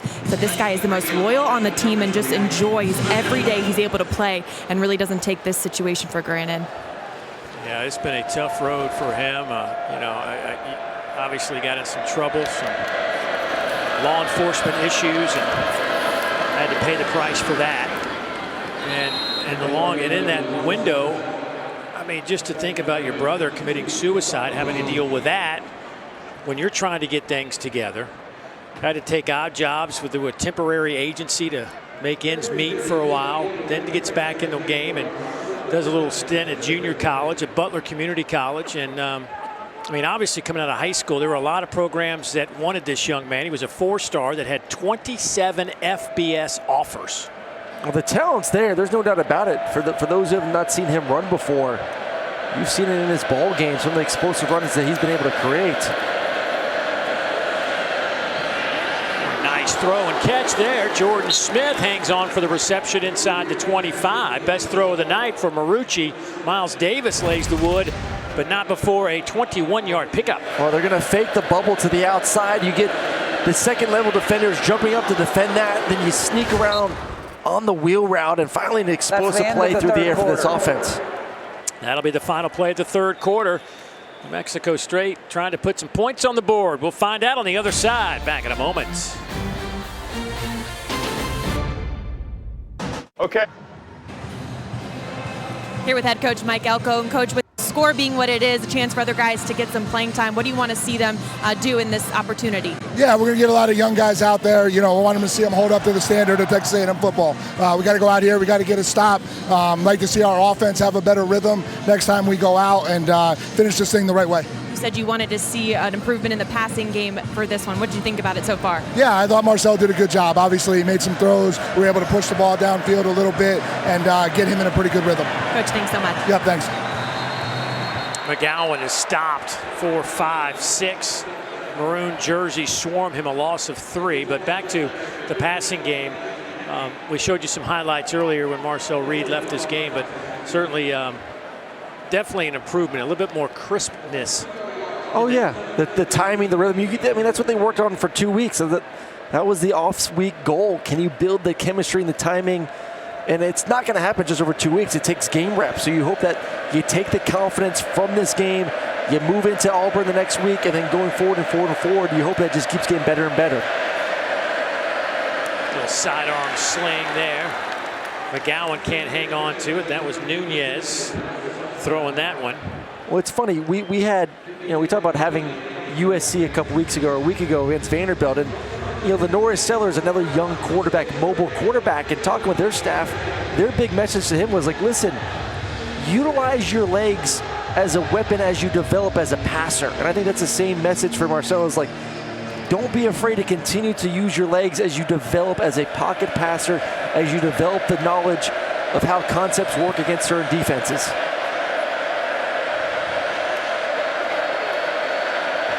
Pressure comes, and Nunez is dropped back at the 32-yard line. Malik Silla gets in there for his first sack of the season, a loss of 6. We saw the big play on the jet sweep the previous possession. This one just one-on-one with the left tackle. Has a nice rip move to the outside and uses that big 6'6" frame and long arms to get the nice sack. So here is Abraham Montano. This time he hits it flush from 48. No doubt about it. Montano now 13 of 16 on the year. It's 31-3. Today. Back to an SEC Saturday night presented by T-Mobile 5G home internet. Boy, what a beautiful day. Beautiful weekend here in Bryan College Station. And 105,815 people poured in to Kyle Field for this non-conference matchup. Kudos to the A&M fans for showing up for a game against a team that you don't really have much of a rivalry with. Only the second time you've ever played them. They came in 2-7 on the year. And they were ready to go from the opening kick.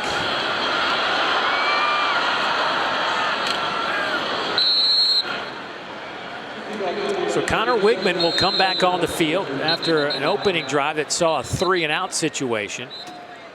There is a flag down before Connor can get back on the field.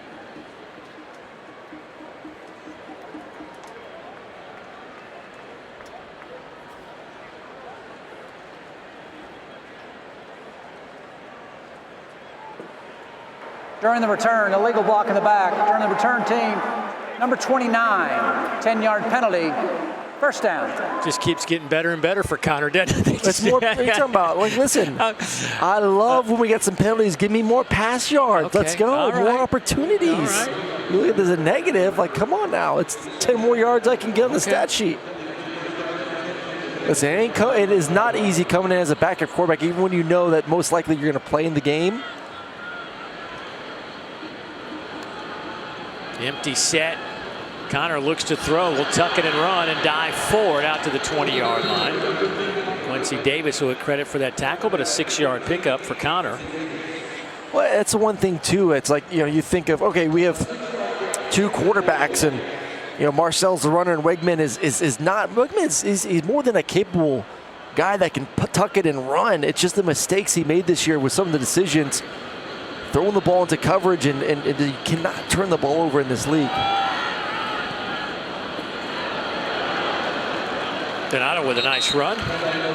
First down, moves the chains. Let's go down to Ashley. Well, guys, Connor Weigman definitely frustrated after that last outing, but all game long I've been watching Marcel Reed and Connor just pouring over the iPad, dissecting different drives, bouncing ideas off each other. And guys, we talked about in the meetings this week with offensive coordinator Colin Klein. He said at the beginning of the year, he laid it out in the quarterback room, said our job is to do what's best for this team and winning quarterback play. So whoever is in that spot, that will do is best is going to go. Marcel telling me that honesty from the beginning, that has set up a really good relationship with all the guys in that room. It still can't be easy if you're Connor Weigman. You came in on all the list, preseason watch list for the Johnny Unitas Golden Arm. And speaking of Golden Arms, lost this one up, and flags will come in. That'll be pass interference against New Mexico State.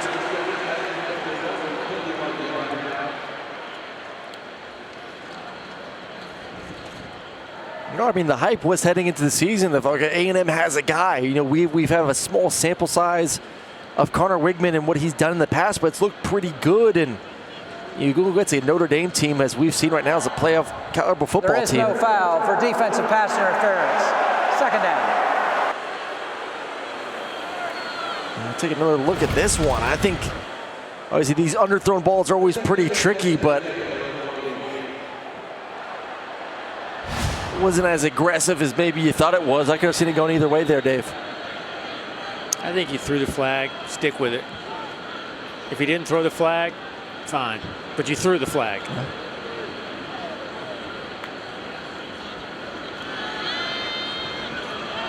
High throw, but caught there by Theo Mellon Ostrom, who's having a heck of a game now. Ostrom now with 5 catches. He's up over 100 yards as he picks up 23 on this grab. I love the movement there from Connor Weigman in the pocket, moving to his left, fading away a little bit. And Theo only 4 catches on the season heading into the game. And something Colin Klein wanted to do is build some depth at this tight end position. Guys that you could play and create some vertical passing game with. And I think they've answered that question as well tonight. 5 for 111. Near side caught there by Bussey. He is dropped at the 35. That'll be a first down. Tyler Martinez makes the tackle, but another 14 yards for A&M. Well, that's another guy, Bussey, that I know this coaching staff is excited to see. The freshman, 9 catches on the season heading into the game, but they just said, man, he's someone that can, you put the ball in his hands, what he could do with it. So interested to see, with the running back position, do you find ways to get too involved back there a little bit with some jet sweeps and other ways just to see, hey, get him in space, see what he can do against linebackers and safeties? How about Martinez? 9 tackles. They're all solo stops for New Mexico State. Weigman going toward the end zone. Tight spiral. That one is intercepted. Threw it right into the arms of Taden Barnes. It's almost like Barnes was the intended receiver, and flags come flying out after his post-interception reaction. And we've seen him run stride for stride in the first half with some of these deep passes down the field. The result of the play is interception. After the play, unsportsmanlike conduct, number 3 on the defense. That'll be enforced half the distance. That is number 3's first unsportsmanlike foul of the game. First down. Well, not a lot to celebrate for New Mexico State in this game, but a great play on the back end from Tanen Barnes, running stride for stride on the inside post route. Essentially runs the route for the receiver. And New Mexico State just got a field goal, gets back on defense, and gets their first turnover of the ball game to get their offense the ball back down 31-3. Y'all. SEC Saturday Night is presented by T-Mobile 5G Home Internet. Get internet how you want it. Oh, honoring some of the seniors, in some cases juniors. And Mike Elko said, don't read a lot into this. Some of these guys don't know what their future holds. Some could come back. Some might move on, and you just don't know. But yet, they were honored. I also like the fact they had senior night tonight and not against Texas in 2 weeks. Really the last game of the season, just to get that emotional night out of the way now. That handoff goes to Mike Washington. 10.5 to play here in the game, and certainly Texas A&M a week off after the loss to South Carolina. It was all about, and it always is, as the coaches told us, it's always about A&M. It's how can we make sure we're better, and certainly they talked to us about some of the things they did. Didn't want to grind the guys down, but still had some 1-versus-1 work, especially in that pass game.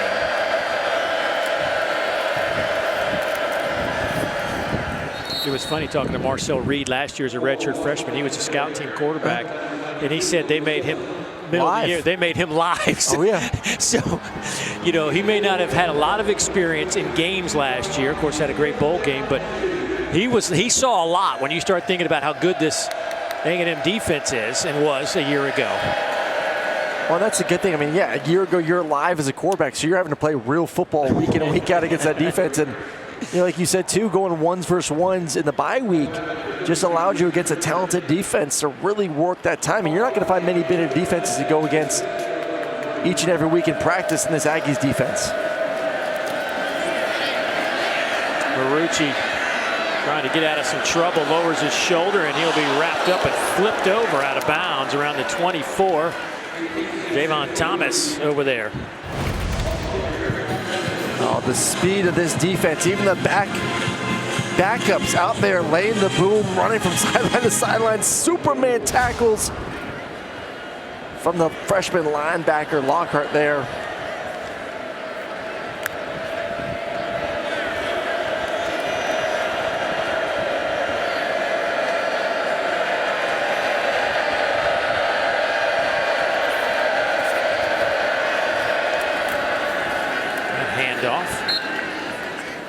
Goes to Tim Gans. Pick up 7. Most of this, the majority of the 105,000 that were here have headed to the turnstiles on this Saturday night in a 31-3 game with approaching 8 minutes to play, but still making some noise. I'll tell you, man, this is a special place, Dave, to be here and to see the energy in the state. I mean, even the halftime performance, usually maybe half the fans stay to watch. The entire stadium was packed to watch that performance. Oh, a big run from Mike Washington, driving some maroon jerseys close to midfield. That's a big run of hard-earned 16 yards for Washington. I mean, listen, this is a 2-7 football team, but you have 2 running backs that, just laying the boom, have no quit in them. And Seth McGowan and Mike Washington. And this is a team that they knew that the struggles would be at quarterback position with all the departures of that spot in the carousel, but veteran offensive line, 2 big running backs they believe in. Obviously, it's not translated to wins, unfortunately, but still 2 more games left this season, and you listen to the press conference of those guys, there's no quit in this New Mexico State Aggie football team.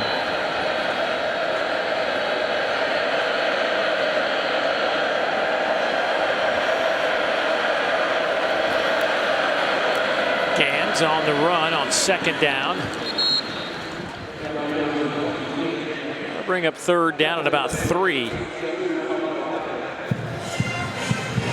Mexico State with 11 first downs, just 11 first downs tonight. Meanwhile, Texas A&M has racked up 26 first downs. 512 yards for A&M and 203 total yards for New Mexico State.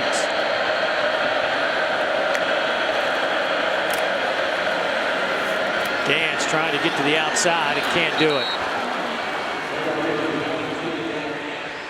Lost a yard. Rogers able to make the tackle for Texas A&M. Listen, one-on-one tackle, open field, really good job. Low man wins, wrapping up, not letting go, and obviously down 31-3 here in the fourth quarter. Got to go for it on fourth down.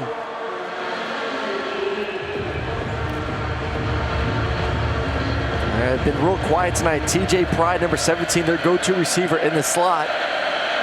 Going to be to the bottom of your screen, number 2 receiver. Batted in the air and incomplete.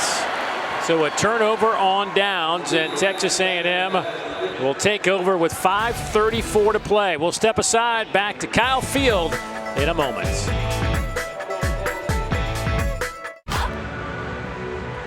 Well, Miles O'Neill, the true freshman out of Marblehead, Massachusetts, getting some work here late in the fourth quarter. 6'5", 220, big old boy now. Woo. 4-star prospect.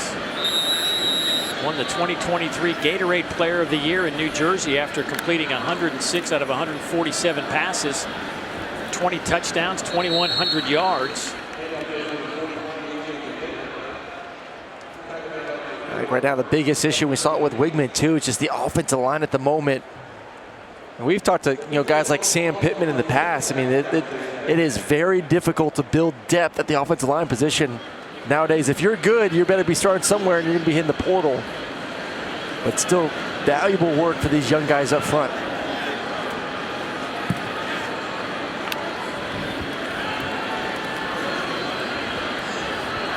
Throw, it's incomplete. That'll stop the clock with 4:55 to play. Ashton Brethel, the intended receiver.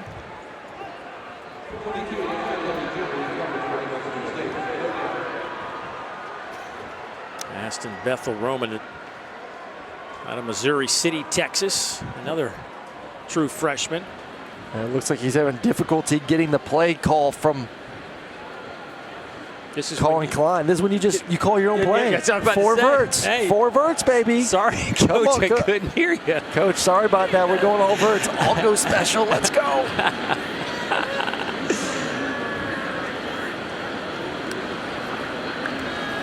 Throw it again. Hit as he throws, and the pass is caught there. That one goes to Ashton Bethel Roman. A nice throw from the quarterback. Good timing there. Was given enough time in the pocket to settle in there. Good protection. Ends up taking a little bit of a hit there, but still steps into his throw. But yeah, Dave, if you better have a couple plays with this new system nowadays. If you can't hear, you better be ready to rattle something off.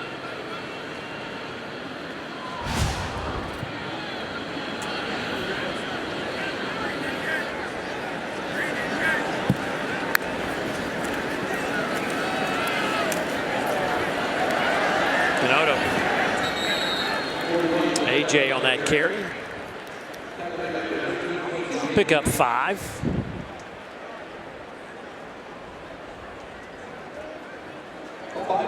Texas A&M 1 yard shy of setting a new season high. They had 529 against McNeese.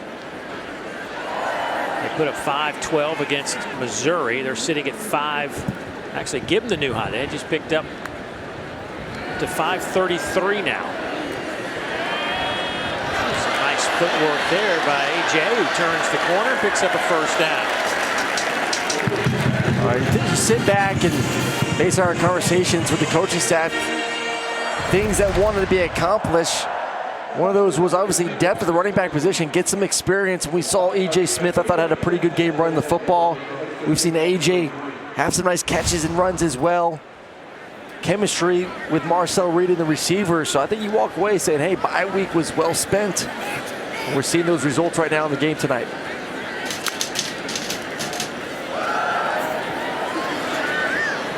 Handoff loses a couple of yards. Don't forget next week, Texas A&M pack up their bags and head over to Jordan-Hare Stadium. I'm telling you, you better be ready to play in that stadium. I don't care how good or bad Auburn is. For someone who I've played in that stadium, unfortunately, 3 times in my career, with the SEC change, we ended up having to play there back-to-back seasons. It's a tough place to go in and play. Can't be looking past them. Benjamin in the backfield.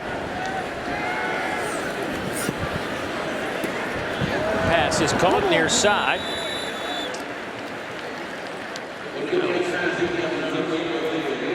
Be shy of the first down. They got to get it inside the 15. They'll spot it at the 19.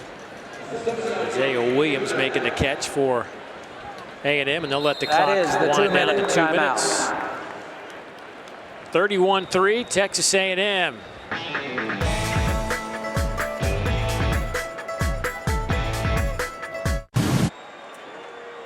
Well, what a season for this rivalry to get back to where it needs to be.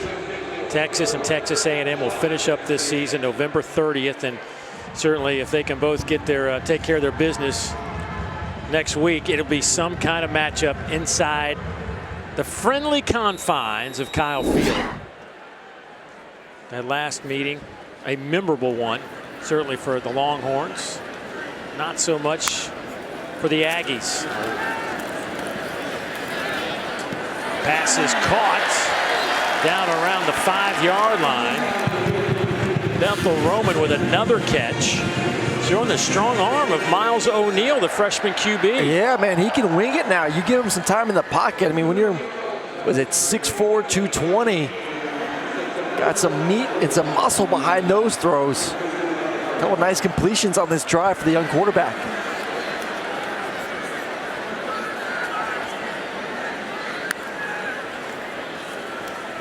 Hand it off, and nothing doing there. Hayden Barnes with another tackle.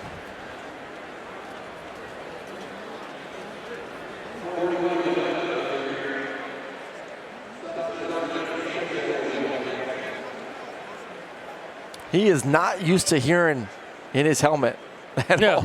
You haven't seen any other quarterbacks, and it is dead quiet right now. Have difficulty in. Listen, that's just a quarterback first time playing a college game. Just juices are flowing right now, I'm sure.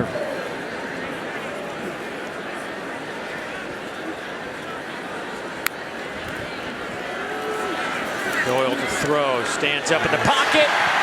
Touchdown, Texas A&M. Ashton Bethel Roman on the reception. Well, that was the O'Neill to Bethel Roman drive. I love the patience. Just they're going to get a mesh concept. A bunch of crossing routes going to go on in front of you. You get man-to-man coverage. The Aggies on defense don't pass it off well enough. And then just another accurate pass from the quarterback. Miles O'Neill goes 5 of 6, 51 yards, and has the touchdown.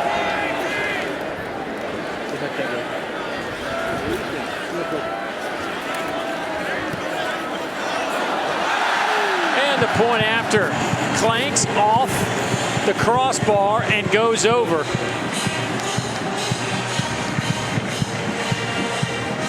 I don't know what in the world that kick was. Greg Batia shaking his head, but hey, it went over.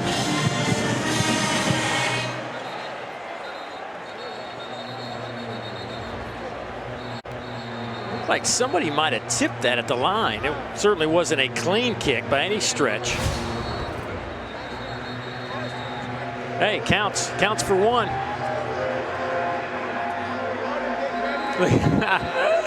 I think his reaction kind of says it all.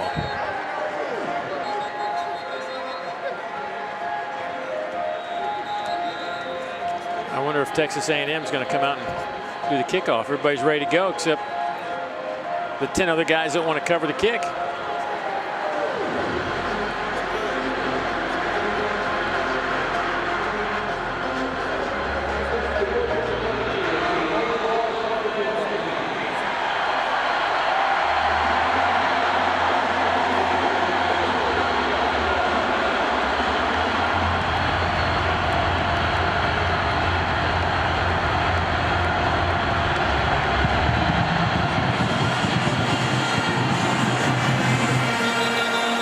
fair catch called for.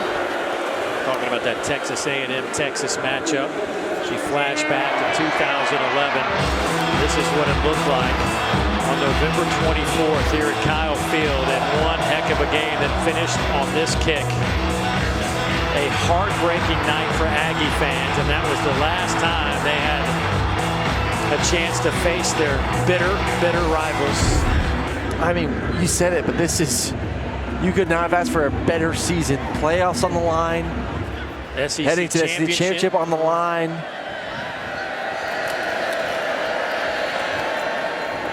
Got to take care of business next week, yep, or 100%. But if things play out, it's a massive game. Yeah, it's huge. It is oh man, you could not have written a better script for Texas's first year in the SEC to have to come into this stadium with a lot on the line. This will be a nice win for Texas A&M after losing to South Carolina by 24 2 weeks ago. And of course, we'll set them up for that final stretch. Incomplete inside the 20 with 8 seconds to go.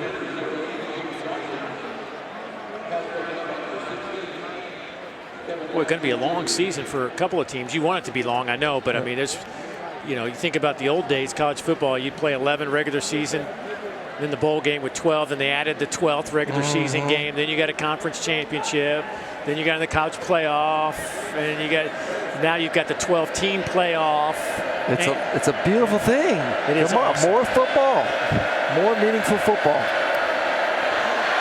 And that'll be the final play of the game as the clock runs out, and Texas A&M will push their record to 8-2. New Mexico State goes to 2-8.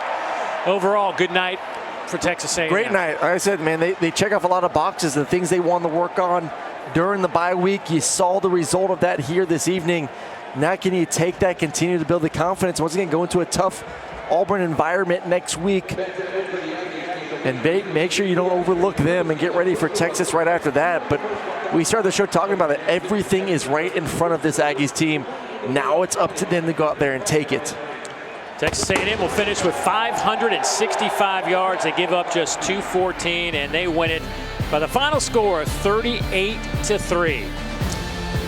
So for Aaron Murray, Ashley Shamady, and the rest of our exceptional crew, I'm Dave Neal saying so long from Bryan, College Station, and Kyle Field. Time to send you to the studio with Dari, Chris, and Benjamin.